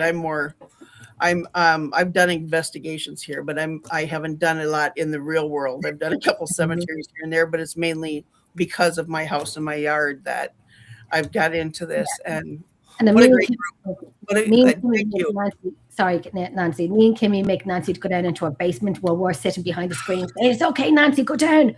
My recorders. Oh yeah, I am like white as a sheet, terrified because I've seen something outside my window, and I'm going upstairs, and Kimmy's like, "Y'all all right? You're white as a ghost." I'm going, don't say that. I'm just like holding my computer, and Jenny goes, "Hey, can you do us a favor? Can you just go back down there and we can take a look at them?" Like, why the hell not? You know what? Why not? In for a penny, in for a pound. Let's go. All right. We're good. Kimmy are looking at each other doing sign language, ASL and ISL. We're like, oh my God. She really going back down there. And I'm like, it's okay. Strength in numbers. Behind you. Behind you. What? It's okay. We got you. And I say to Kimmy, I wouldn't. But it's okay. We got you. You're they good. Never feel to take advantage. I can be camping up in Ely near the Boundary Waters. They're like, "Oh, what a perfect spot. Can you just put your computer outside? You go back in your camper and put your computer outside, and we'll do an investigation out here." I'm like, we did all. You wouldn't believe what we heard. We heard a guy talking. There's a little kid out there somewhere. There's going, "I am camping here. Don't tell me that." We do. Nancy, the only thing that I'll say that I can't go ahead and do is if you call me up and say that you need me to come up to your place with a pooper scooper and help clean up your dog's mouth. Oh, my dog. Okay, because we have shepherds handles on the trash can, and you got to have a bucket that's a 6-gallon bucket just to go ahead and handle a week's worth of poop. Yeah, he's a big, but I'd have to say, it is. You put me to shame with my dogs, because I know when mine needs feeding, pick me up, rub me, rub my belly and all of this, and I'm like, okay, because I am their servant and they are my master. But your dog is trained. Mine are not. He does complex directions. Like if you go over there and grab that paper towel, bring it back here and put it in my hand, I will give it. Rachel Ray is like a huge deal. He will follow that to the letter, come back and put it right in he'll drop it. I go, in my hot little hand, I said. And I've seen him pick it up and he'll do it. Phenomenal. And I puts me like over like $3,000 of studying. I'm like, oh my God, I'm wasting my money because I'm like over $3,000 and I'm doing this studying, and I'm like, oh God, yeah. Nancy, how do I train my dog? Because mine are too spoiled. Before you get into dog training, I wanted to say goodbye to everybody. Yeah, I gotta catch up. Everybody was awesome. This was a fantastic panel. We're honored to be part of it. If we're not friends on Facebook or whatever now, add us and we will be. It was really, really an awesome group of people, and it was awesome to be included in this. We really appreciate it. It's nice to meet you. Nice to meet you. Nice to meet you, Ron. My name is Indrid Cold. Mr. Are known Cost and by Effects. Goldfinger. Ron, Thanks a lot, appreciate it. Ron. Thank you so much for coming on tonight. And Lourdes, I appreciate it so much. What an amazing bunch of Nice people. meeting you, And it's just Ron. brilliant. Wow, So we love you. Anytime. Thank you Thank you so so much. much. Thank Love you. too. Bye Talk to you now. later. Yep. Bye, Be in touch, darling. everybody. I don't want anybody else to call me Mr. Koss. Okay. Mr. Cos. No, Mr. it's just Greg. Course. It's Greg. Oh, Greg, always Greg. You all are amazing, great group of people. Thank you for I'm not. not So much. a Mr. Koss. Mr. Cos. I'm, what did I say, Jenny, but Even the If kids. anybody's interested, it's hashtag German Shepherd Reb. Well, right. You know what? And I think has a Ken hashtag. saw the pictures of ours, and my son's got some real good ones, real nice ones. And I had one when they were growing up that was big. And they're beautiful, wonderful dogs. They're family dogs. And I thought the only thing that we would really be able to relate to is the pooper scooper. I got chihuahuas. They're all like tiny. I mean, they're tiny little chihuahuas. Oh, But I used to God. have- But it's not even worth trying to pick up. I know. Judge yourself. That's what I said at the beginning of the winter. Although springtime was a whole new revelation. Yes, Yeah. it is. Unfortunately. Every spring is a brand new story. How do you get it from there to there? Oh, I put it in a big garbage bag, like a reinforced garbage bag, and then there's a fence around our yard, and then I take it and whip it like this and go and heave it over the fence. No way. Problem. The Yes, I bag do. would explode. I do.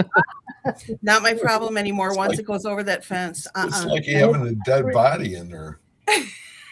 Oh, Brian too. Come on Brian over and had- we try it, had Greg. two Malamutes. Yeah, Malamutes.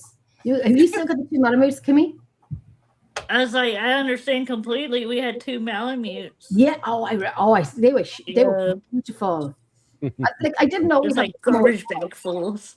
I Yeah, just I put that out just because, I know Reb, and it's like, no, I would do anything Oh, for this People lady know him all the Nancy, way over to but I would Scotland. not. Everywhere. I would not do that. oh, we know. I even the dogs that So- like, I didn't always have smallies, but I had a collie German Shepherd mix, completely Einstein, and a Newfoundland Akita mix.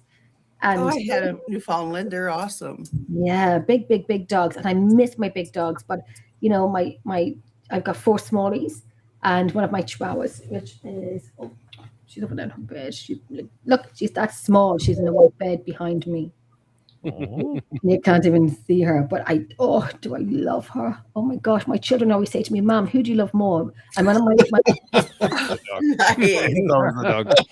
Well, if I ever retire from my day job, I can always get a job cleaning up after like circus elephants. and Yeah, stuff. you could. You get a bigger shovel. You'll have the muscles for it. I know. I know. Already built up.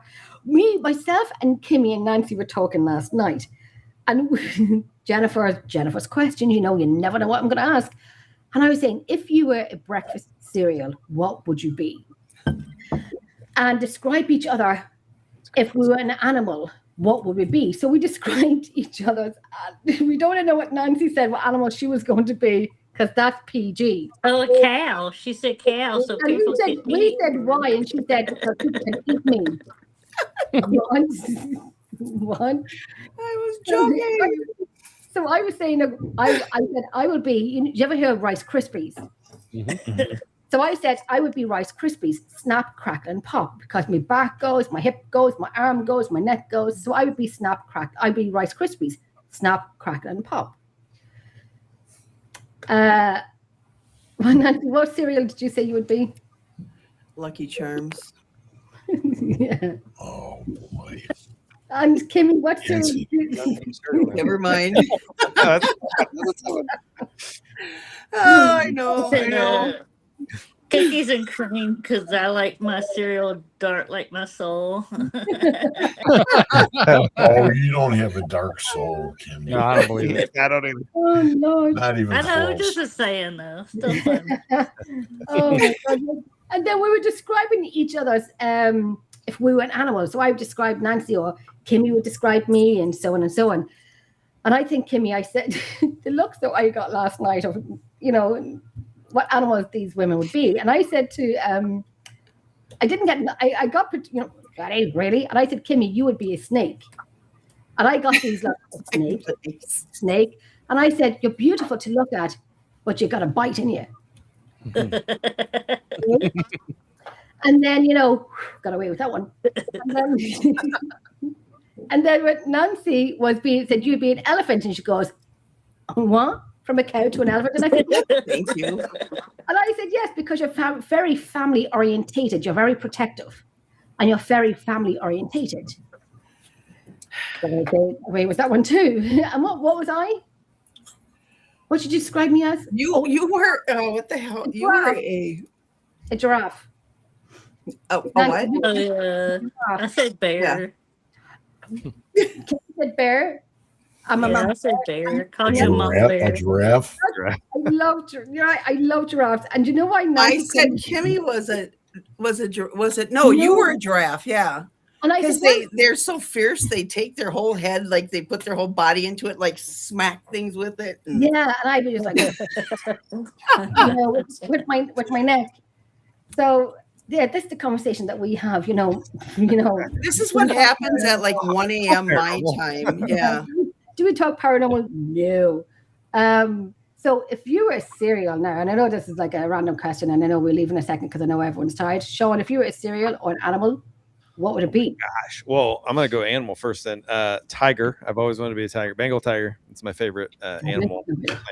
I don't know why. It just sounds really cool. And that was my mascot in high school too. I was Northwestern Tiger. Cereal, for the humor's sake, I'm gonna say Frosted Flake. You said what was it? Read it. Frosted Flakes. Frosted Flakes. Explain it. You can make your own jokes. These guys will. Yeah, I know they will. I did love it. I'm like, okay. So Frosted Flakes, cereal, tiger. Chris, if you were a cereal and an animal, what would it be and why? I'd probably be a cocker spaniel because I have puffy hair and people hug me. And I think probably for the cereal it'd be like Life because I just like it a lot. Life in general. So that's cool. Nice. Love it. Love it. I'm gonna change my mind. Bravo. You can't copy his. Greg, what about you? Animal and cereal, what are you? I have my own spirit animals, so I can't really say those. Yes. Yeah. So I would say an octopi. An octopi. I should know that, but why don't I know that? I heard it before. Octopus. It's an octopus, a singular. Yeah. Oh Lord, Jennifer, I'm so ashamed in the animal world. Or a blue whale. Oh God, I love that. Yeah, love. We went up into Alaska last June. And we went way out to watch the whales. Oh, I'm so jealous. And I never seen anything so big in my whole entire life. Right. They're bigger than a 55-foot trailer with a cab on the front of it. Oh, I would jump in. I would be that person that would jump in. You'd have to hold it. You don't want to go in that water. It's a little bit too cold, and they got too many. What are the black and white ones? They're orcas. Yeah, so many things they can eat. Pods of orcas in there, and they wouldn't hurt you, but throw the dicks at you. No, protective. Yeah. No, there's actually been a rise in attacks by orcas up in the north. Yeah. Well, you know what the orcas are eating, right? They're eating killer white sharks. Yes. They're actually targeting them for their livers. Yeah. Didn't know that. Interesting. Yeah. And they are more aggressive. I love the humpback whale, the sperm whale, the blue whale. Listen, when I was in Canaries on holidays and we were on a booze cruise, we were on a booze cruise. It was great. But the guy said, there's dolphins over here. Now, we were on an old wooden ship. I almost took my head off by the sail by jumping over to see these dolphins. If I seen a whale, listen, I'm in with the water. I'll take my chances and I'm jumping in. I just want to, I want to I do. There goes Jenny off the damn boat again. Go get her. For us, that's the last frontier. Sorry, Greg? Alaska. I want to see a whale. I want to touch a whale so bad since I was a teenager. I'm obsessed with whales, gorillas, elephants, and giraffes. Yeah, I love them. They are my passion animals. I just obsessed with them. These were like maybe 30, 40 feet away. Oh, I would. I'm not going to say what I would do, but no, actually, I'd probably slap a granny and kick a child to see a whale. A catamaran. Probably would. And then Nate. What about you, Nate? Oh, cereal. I like Cocoa Pebbles. I don't know why. Oh, we don't want to know why. You could have gone with Count Chocula for the paranormal bit. Oh, yeah, Count Chocula, Frankenberry, Blueberry.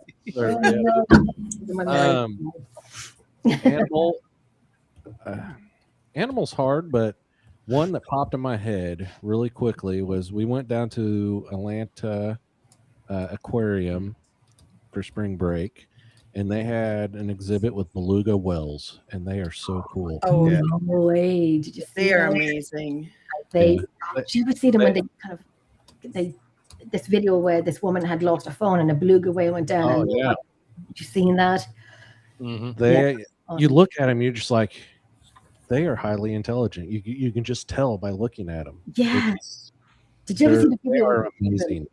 They are. Did you ever see the video of the children where they're kind of at the glass window, and one of them, oh my gosh, one of them was kind of looking at the children and kind of went when you mess and you joke about them and kind of like that and open the mouth and did it again to frighten the children, and the children were screaming, but it kept doing it like it had a sense of humor. And that was just, it's sad to see it, but it's absolutely breathtaking to see. But I wish it wasn't where it was, unfortunately. Yeah, the captivity of the animals sucks, but also have the experience to see them up close and personal like that.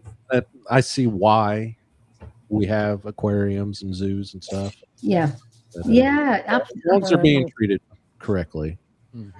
Completely. Yeah. Gosh, I remember being in Dublin Zoo one time, and oh my goodness, I'll never change. I get worse as I get older. But there was a group of school children beside me, and they were banging the glass of the gorillas. And my friend had left, and I'm standing there. I'm not the teacher. I'm just a visitor because I like to go and watch and see what I can report and what I can give out about and so on and so on. And the children were banging the glass. And I looked at the children and I'm like, do you ever see that movie, The Hand That Rocks the Cradle? Mm-hmm. I'm the nanny. Mm-hmm. Oh. I'm the nanny that I'll go and say, leave the bleeping glass alone. Bleep, bleep, bleep. I'm the nanny. I'm not because I don't like children, I've got two, but I don't want your kids banging the glass of a gorillas because it's just not on. And then being inside, and they were banging the glass at this beautiful gorilla that had given birth. And the father, he was on his hands, and he charged towards the glass. And I looked at the children and little bleep, bleep, bleep, bleep, bleep, bleep, bleep, bleep, bleep. It's like my children say, Mom, who do you love more, me or the dogs? And I said, children, you might not like the answer, so don't ask me. I do like them though. I do like my children. Sorry if I'm watching. No, they know it's a running joke here in this house. It's a running joke. Oh, is it? I am joking. Okay, Todd, what is your cereal to be, and what animal are you and why? Cereal would be Captain Crunchberry, without a doubt. Okay. And my favorite land animal, other than like the dog, cheetah. I love cheetahs. They're lean, fast. I think they're gorgeous animals. So cheetah's always been my favorite. Yeah, miles an hour. You gotta love them. Documentary on Netflix I watched a few nights ago. It is something to watch. Yeah, I've always loved them. Yeah, African animals, and I was watching it, and it was interesting, very interesting. And I don't like kind of watching things with animals in it, because I get too emotional as you do, because I'm an animal person, and I work with them. My life is all about animals, and you know, I'm thinking if I was in a truck and I seen this happening, oh Lord, I just kind of like, take me, leave the door alone, take me. But yeah, I remember when I was a child, and myself and my brother were watching a documentary, and an elephant had given birth, and it was a stillborn, unfortunately, and the elephants feel with the back legs, the back feet. So they were feeling she was feeding her calf and so on, and they had to keep walking after like 2 days because they needed to look for water. So the herd was leaving. Oh, you can hear them all making the deep throat sounds and so on and so on. And my goodness, as elephants, ferocious and very, I've never seen, apart from gorillas and whales, and elephants are very animal orientated. But my brother probably tried to give me life to life because I couldn't breathe for the crying. I was like, I can't do this. I literally melted and slid off the chair with pure upsetness that I couldn't take it. It was too much, and I wanted to jump through the TV and do something. Oh, it was a lot, yeah. Oh my goodness. Oh Lord, I do. My life is animals completely and utterly. I love them more than life itself. I do love them. So, my darlings, you'll be happy to know I downloaded the app. I'll let you know how it works out with the dog. Yay. I got a 3-day subscription on it, so we'll see what kind of conversations I'll report back to the group. Please do. Don't see that movie Up where they have the collars on them with the bark collar. Yeah. And they can talk. I can only imagine what they said. Well, Kimmy got me those little buttons that say, like they say different things, and it went Rachel Ray, Rachel Ray, Rachel Ray, Rachel Ray, Rachel Ray. I'm like, stop! I had to throw it away. I was done. Did you really? Yeah. Oh, that's what you did with it. Okay. Yes, because I have 2 of them left still, and I'm not doing them anymore because I don't want them calling me a bitch, and I don't want them saying Rachel Ray over and over and over again. I've never seen it being worked before, but my twin has a Australian It's Shepherd. not funny when your dog calls you a bitch. It's really kind of like, what? And he does it again. And I'm like, what? And he does it again. I'm going, no. What? Give me that. No, that's why 2 of them are missing. Best birthday present ever. I know, bitch. Rachel Ray. Right? Seriously, it's so bad. It was embarrassing. My son was an Australian Shepherd, and I've never seen a dog's brain work just by looking at his eyes. His brain is like, come on, give me. And then he had these floor buttons that you press, and he goes, drive. And this is like 10:30 at night, and I'm in the country. I'm down in Kildare, which is like an hour and a half down from me. But we're in the countryside, and they live in a laneway, you know. And I said, drive. He said, drive. And I'm like, what's the dog want? And Vicky said, he wants Noli, her husband, to take him for a drive. And I'm like, what? Like, what? Your dog is talking to you. I can see mentally with my dogs, but the dog goes, drive. And Vicky said to her husband, just put him in the car, drive him down the laneway and bring him back up. I'm like, you do this? Holy crap. And then probably had to pee down at the end of the lane. He's like, get in the car, drive me down there, let me pee, and I'll come back. I couldn't believe that I seen it. And then Nodi said, it's okay, Cooper, I'm going to give you a snack. So Nodi pressed on the button saying, snack. So then Cooper said, snack. And I'm like, holy crap, did I have too much gin, or is a dog talking to its owner? You know, it was just like surreal to see this dog. I know, surreal to see this dog talk. And I'm like, could you imagine what my dogs would say? Hey, you'd be like, bitch, drive. I have to run for you people. Okay, Chris. Thank you for having me on. You take care. Nice Nice seeing you Chris. again. Hi, Chris. Thank you so much. Nice to meet you. The best to you all. You too, my darling. Good to see you too, man. And that was it.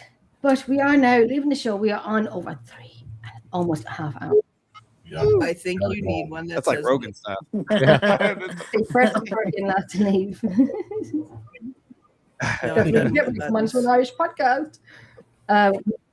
Thank you for having us on. Yeah, it was a great time. Oh, listen, it's been absolutely a pleasure. I'm sorry that I had to dip out twice because things are happening, you know, of all the nights, but Lord, take the wheel. But thank you so much for being on the show. We'd love to do this again. And I was going to say something, but it's like 1 o'clock in the morning here now, and my head is getting tired.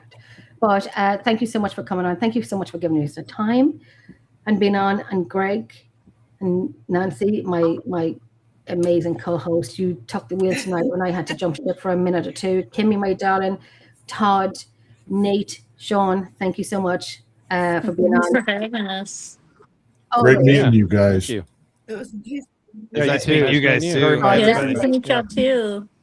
I'm going to bring us into the background. It's going to take me a minute or two, so I can just stay there and smile and wave. We'll be looking you guys up. Thank Same you. to you. Thank you. Yes. Sorry, I was taken out by accident. I didn't know. Oh, listen, I took Nancy out. Sorry, Nancy. Did I put you back in? I did. I'm leaving. This is a one-woman show here.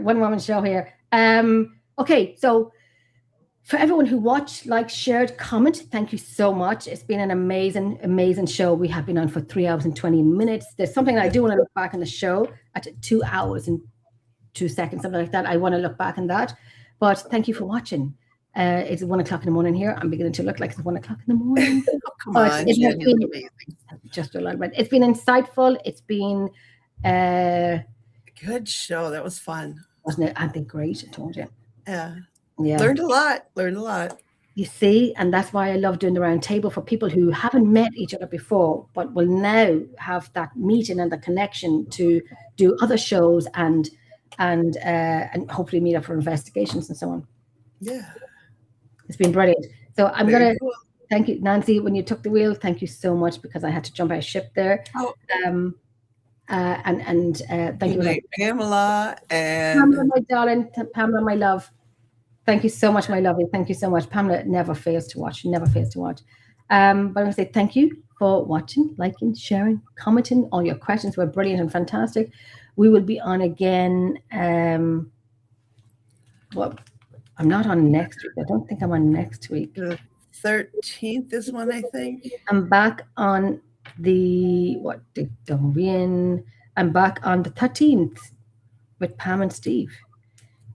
And this is the second part of obviously the first show that we've done, A Bug's Life Before the Mafia. So we have Bug's Life. The Bug's Life of Before the Mafia, and we have the second part of the book. So that's going to be very interesting. The posting will be put up next week, but definitely looking forward to that. Looking forward to reading the book. I got the new book recently. So we will put the links up for that and so on. And that is it, my darlings. We are going to say good night. Thank you for watching, Kimmy. Kimmy, no, Nancy, star. We're going to say good night, and we shall see you on the 13th of June. All right. Good night, everybody. Good night.